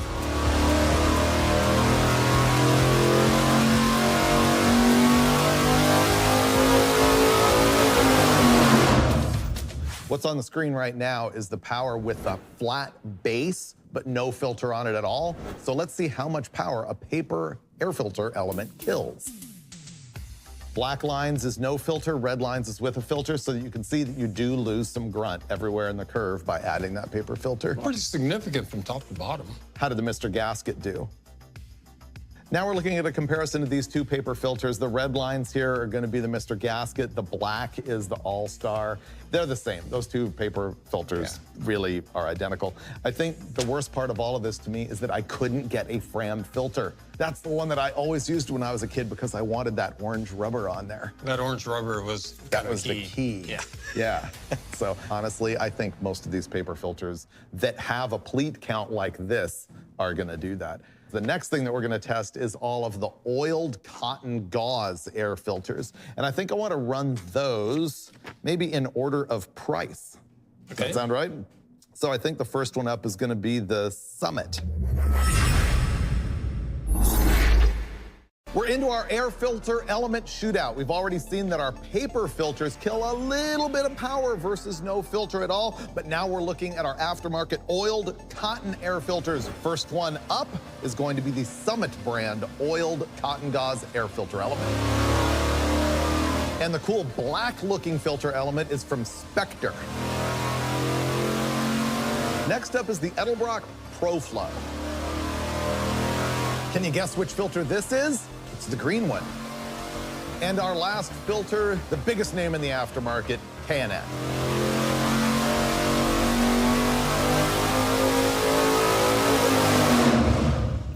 We just came back from testing a whole bunch of oiled cotton gauze air filter elements, 5 to be exact, and we've pulled up the power curves of all of them right here on the screen. And as you can see, they're all pretty much the same, but there are differences.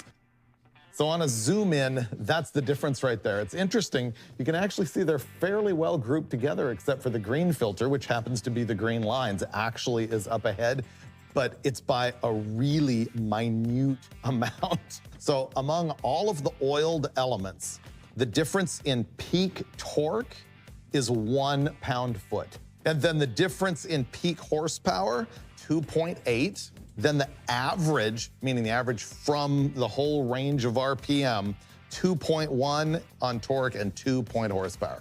So that's, that's the difference that we're looking at.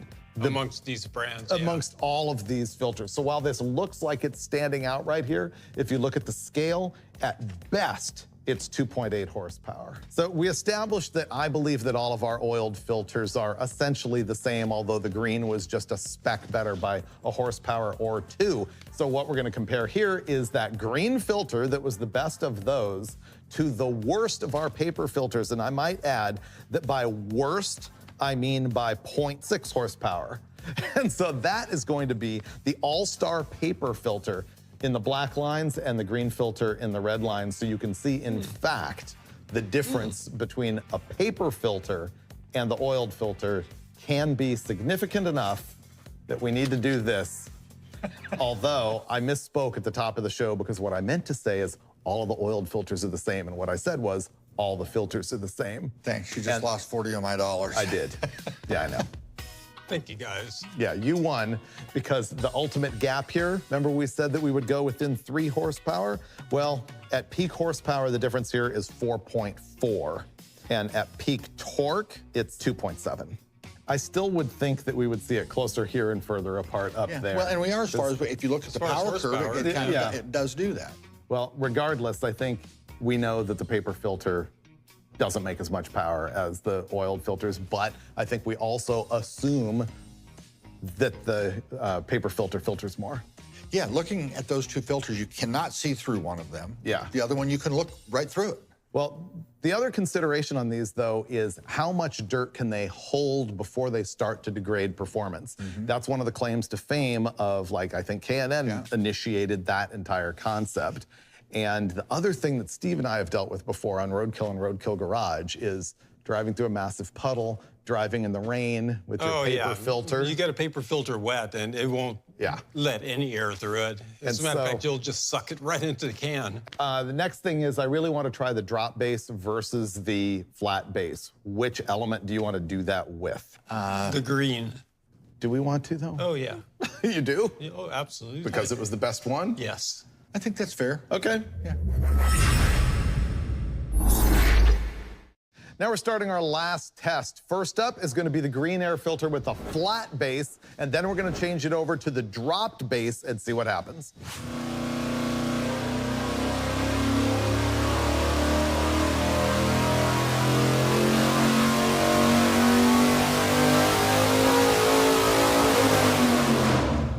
And now the drop base.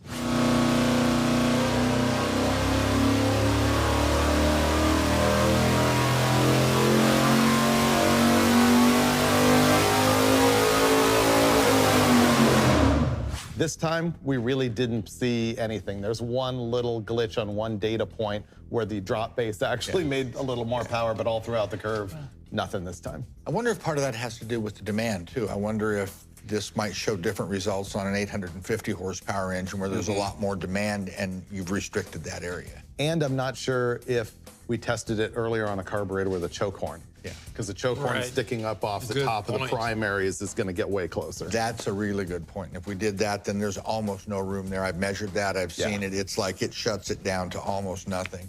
The drop base is actually always kind of, in my experience, showed to be kind of a nice contour and entry into the top of the carburetor. So. Well, and while picking at minutia, to be fair, this green filter made the most power. I mean, it made more power than no filter at all. It might be making the airflow a little bit more linear through there. We're just using that at this point because it doesn't seem to be at all restrictive. It's a spacer between the bottom and the top. So we've still got basically an open bottom that's contoured. All right, I am prepared with conclusions for this entire episode. The first thing is there's nothing here that we can declare at all about filtration quality on any of this. No. Yeah, so just to reiterate that. The other thing is all of the testing you've seen here is going to apply at this power level. It's not going to matter if you've got a 283 running 10,000 RPM making 500 horsepower, or if you've got a 540 that somehow only makes 540 horsepower. It's about the airflow. It's going to be about the same. Not seeing huge differences, I would say that anything from this power level down is fine. Exactly. Yeah.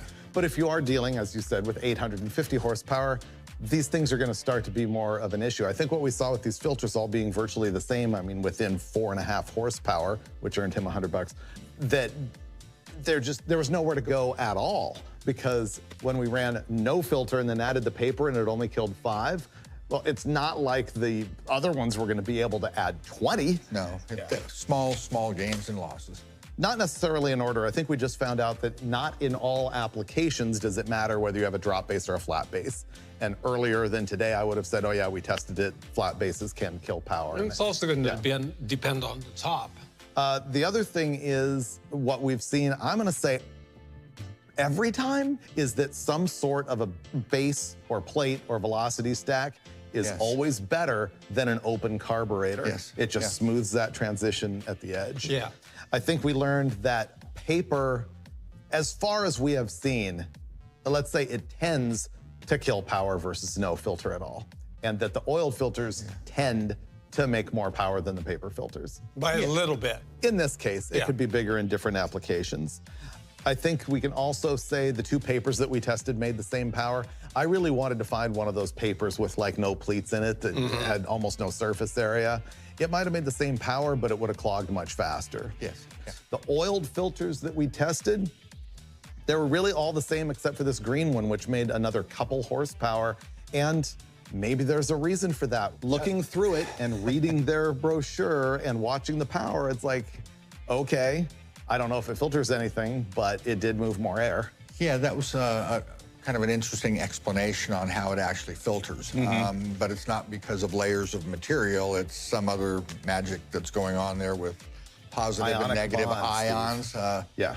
Yeah, okay. I think that's about it, other than the pros and cons of oil versus dry, which is oiled filters cost a lot more, but A lot more one time. you can wash them essentially forever. Yeah. If you're a guy willing to do that. Are you? No. Neither am I. I end up not having time, and one time I did it years ago, I made a mess of it. If I get a car that has an oiled filter in it and it's a caked up mess, as my junk tends to be, I throw it away. I'm willing to wash them. Yeah. And it's not so much even having to re-oil them and spend all that extra time. I'm just willing to wash them. As I'd mentioned earlier to you, I even have a K&N filter in my heating and AC unit because I take it out and I go wash it off and put it back in. Yeah. And I bought one filter and now it's been there for, 8 or 10 years. And you're not throwing away as much junk. And honestly, Yeah. I don't want to sound like Mr. Greenpeace, but that's truly, It is. I felt bad about throwing away just garbage and, because I was changing that filter once a month. And so now it's one time and I'm done. Well, that turned into a lot more conversation and thought over something that I thought was going to be just a totally brain-dead test. I hope you picked up something from it, because we learn something every single time we do this show that's called Engine Masters. Okay. Oh, well.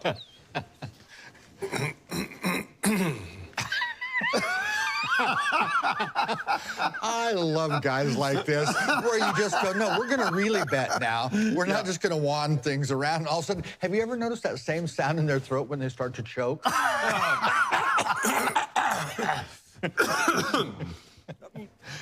good for it, guys. All I have are hundreds in my wallet. It's so. okay, I've got change.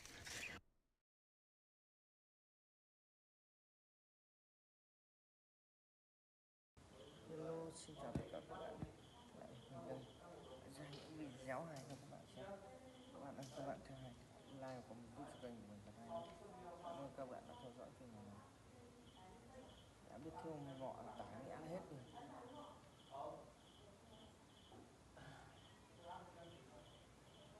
Sao máy em đến lại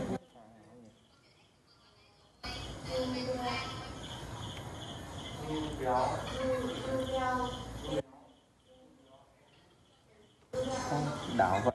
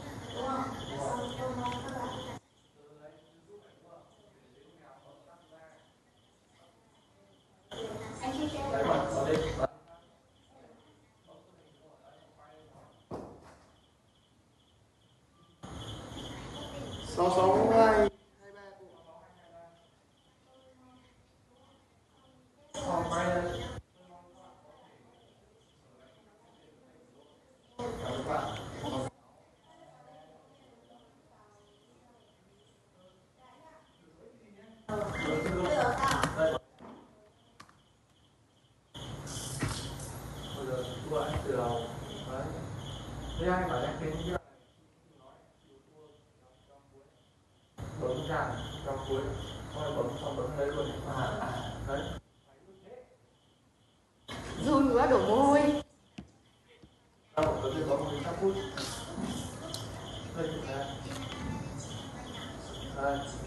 Này anh úp đấy vãi cái quen GH cái nào có cắn nhưng mà dính bản quyền úp lên khoảng độ tầm tiếng sau dính bản quyền đâm vào mình cái lách mất một đoạn dài. Mẹ cha Có được bao nhiêu ca view anh? qua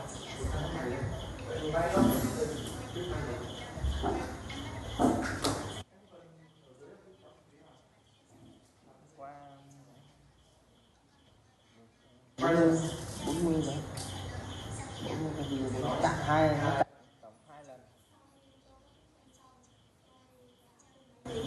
Sáng là đang cắn cẳng chặn đỏ, chắc được kéo được qua tiền đây. Tính là mất 4k, 4k view chặn đỏ mất rồi. Tôi nói, tôi đã chỉnh sửa video có từ nói 2, 3.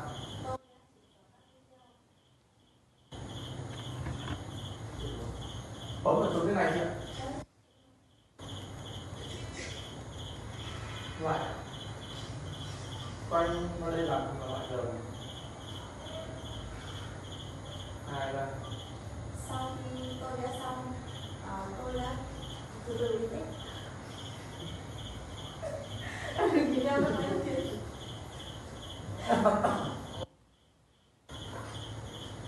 Rồi lại. Hai thứ. 2, 3. Sau khi tôi đã bức tranh xong, tôi đã up lên. Đó. Trong video. Sau khi thì quay nó cũng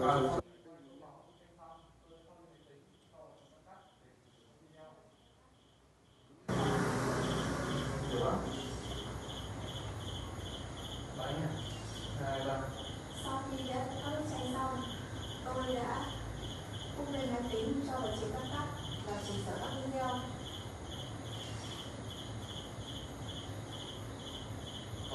rồi đi này. Sau khi chỉnh sửa xong các video. Sau khi chỉnh Đấy, cứ quay từ từ nhé. 2, 3. video xong, tôi sẽ xuất.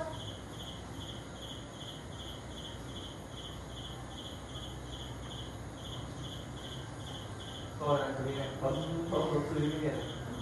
Đấy, từ từ cái đấy. Sau khi xuất xong video. Là xong video. Bấm từ phát là sau khi xuất video xong. Nhớ đến đây là kênh gì? Cái gì bé béo ấy.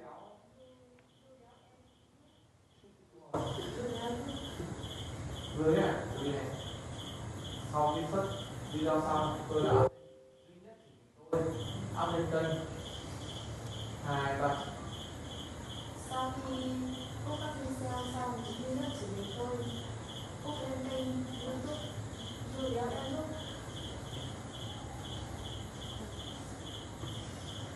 Chị nói gì? Tự nhiên bắt chị nói gì đi. Không, tức là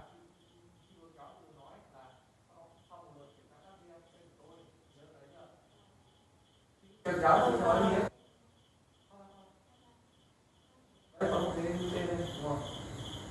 Rồi cái này cứ kéo nữa đi. Kéo đi. Rồi từ nói này, 2, 3. Sau khi úp các video lên, tôi thấy mình không nghiêm trọng. Cười gì của YouTube. Đi thiếu rồi. Sau khi up các video lên kênh, sau khi kiểm tra một lượt các video trên kênh, tôi sẽ làm các video trên kênh của tôi. Không vi phạm chính xác và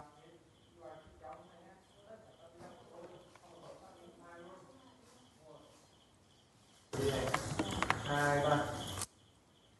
Sau khi Sau khi kiểm tra một lượt các video 2, 3. sau khi của tôi thấy rằng kênh của tôi không vi phạm chính sách của YouTube. Không vi phạm chính sách sử dụng lại nội dung. Cái đấy là cái chính nhé. Để lại nhé. 2, 3. Nó lại là Bắt đầu. tại vì cái cậu anh Quyết đưa cho chị nó không có cái câu ấy à? Không có sử dụng lại đúng không? Nó không hỏng rồi em ạ. Em hỏng rồi nhưng mà sao bây giờ đây em cứ bị quên. Qua một lượt kiểm tra các video trên kênh của tôi. Tôi thấy rằng các thầy cô không vi phạm chính sách sử dụng lại nội dung của YouTube là ở sang bên kia. 2, 3.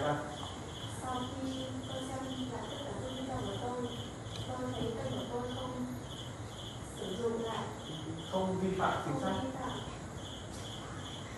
không vi phạm lại, không vi phạm chính sách sử dụng lại nội dung, không vi phạm chính sách sử dụng lại nội dung của YouTube. Là không. Rồi, trong 112.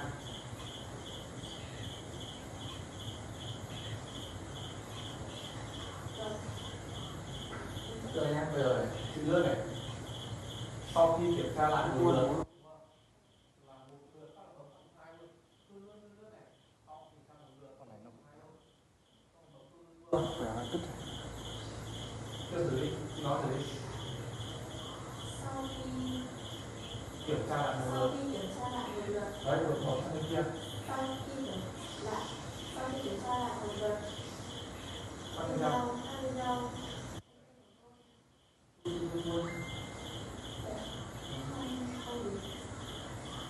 Trên đây một vuông từ bên này.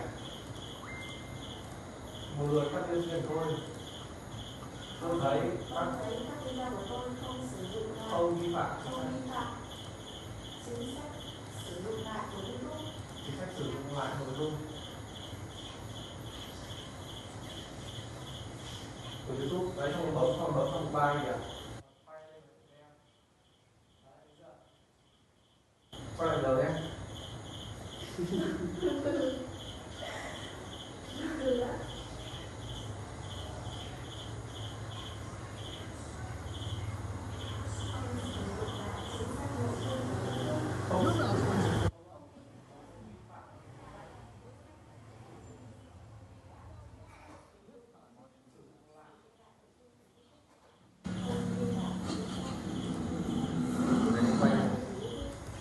Chưa.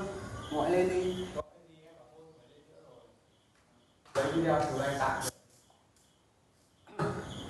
Mai sáng mai có quay nó còn kênh của em nữa mà. Mua mỗi kẹo của mình sống trên đời. Con hả? Đắt họng lấy kẹo của cháu. Lấy đường kẹo của cháu. Một lên cái là bắt đầu chửi. Mình không là mình anh chửi là mình đúng không? À, từ tí nữa chửi nó xong. Anh hồi tạm hoãn lại. Biết là chửi từ. Đây coi đây nói. Đây thì góc này phải lại đầu kiểu nó phải tốt lên thôi.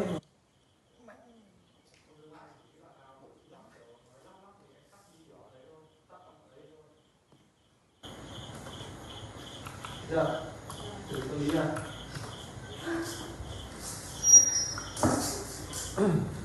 Quay đây này. 2, 3. Sau khi tôi học các bức tranh xong, tôi đã áp lên máy tính vào trình các cắt và chỉnh sửa video. Nhìn nó nghe ngọt hơn tơ ấy. Sau khi chỉnh sửa xong, Sau khi chỉnh sửa xong, học tôi mãi sẽ không được. xuất video.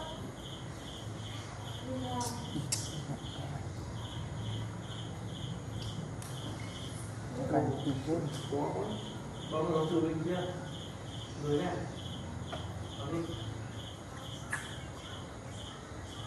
Sau khi tôi xem tất cả các video của tôi, Thiếu rồi. Sau khi xuất video xong, tôi đã up lên kênh. Lại vào đầu. Chất đưa ông bay đi. Đến lên. bán xuất hàng. Quay lại đầu nhé. Ôi, của ai?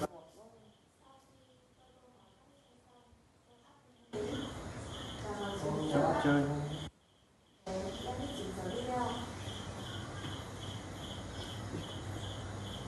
Sau đó tôi xuất video.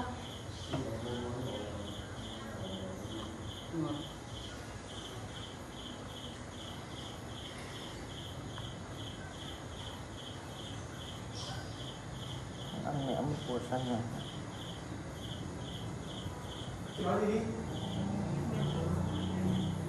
Một không là chung chứ. Có thật. Chị xuất xong đúng không? Xuất xong là có một cây này. Sau khi xuất gieo xong tôi đã lên cây. Dù béo e ru đúng không? Đấy. Có vào cái nó mắt rồi. Qua lại nhé. Trên mặt từ đấy.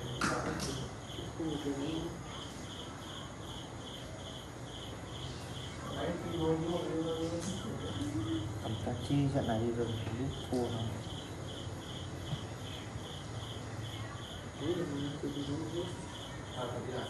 Nó di chuyển chậm lại vứt ra.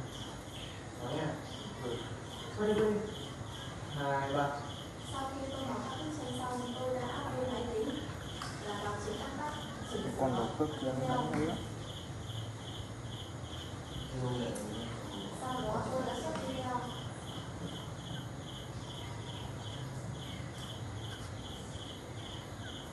Sao hả? Chứ gần hết máu sạch máu rồi.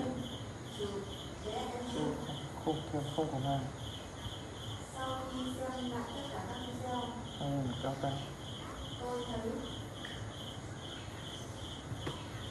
Tôi thấy bấm cái bên cạnh chứ mà. Cái bên cạnh thôi mà. Đúng không? Sau khi kiểm tra lại một lượt. đã em quay một lần bây giờ phải quay máy tính.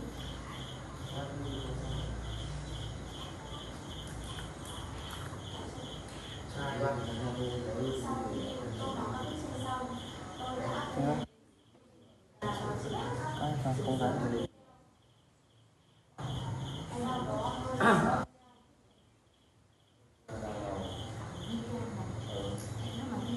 Ai là làm chịu chứ.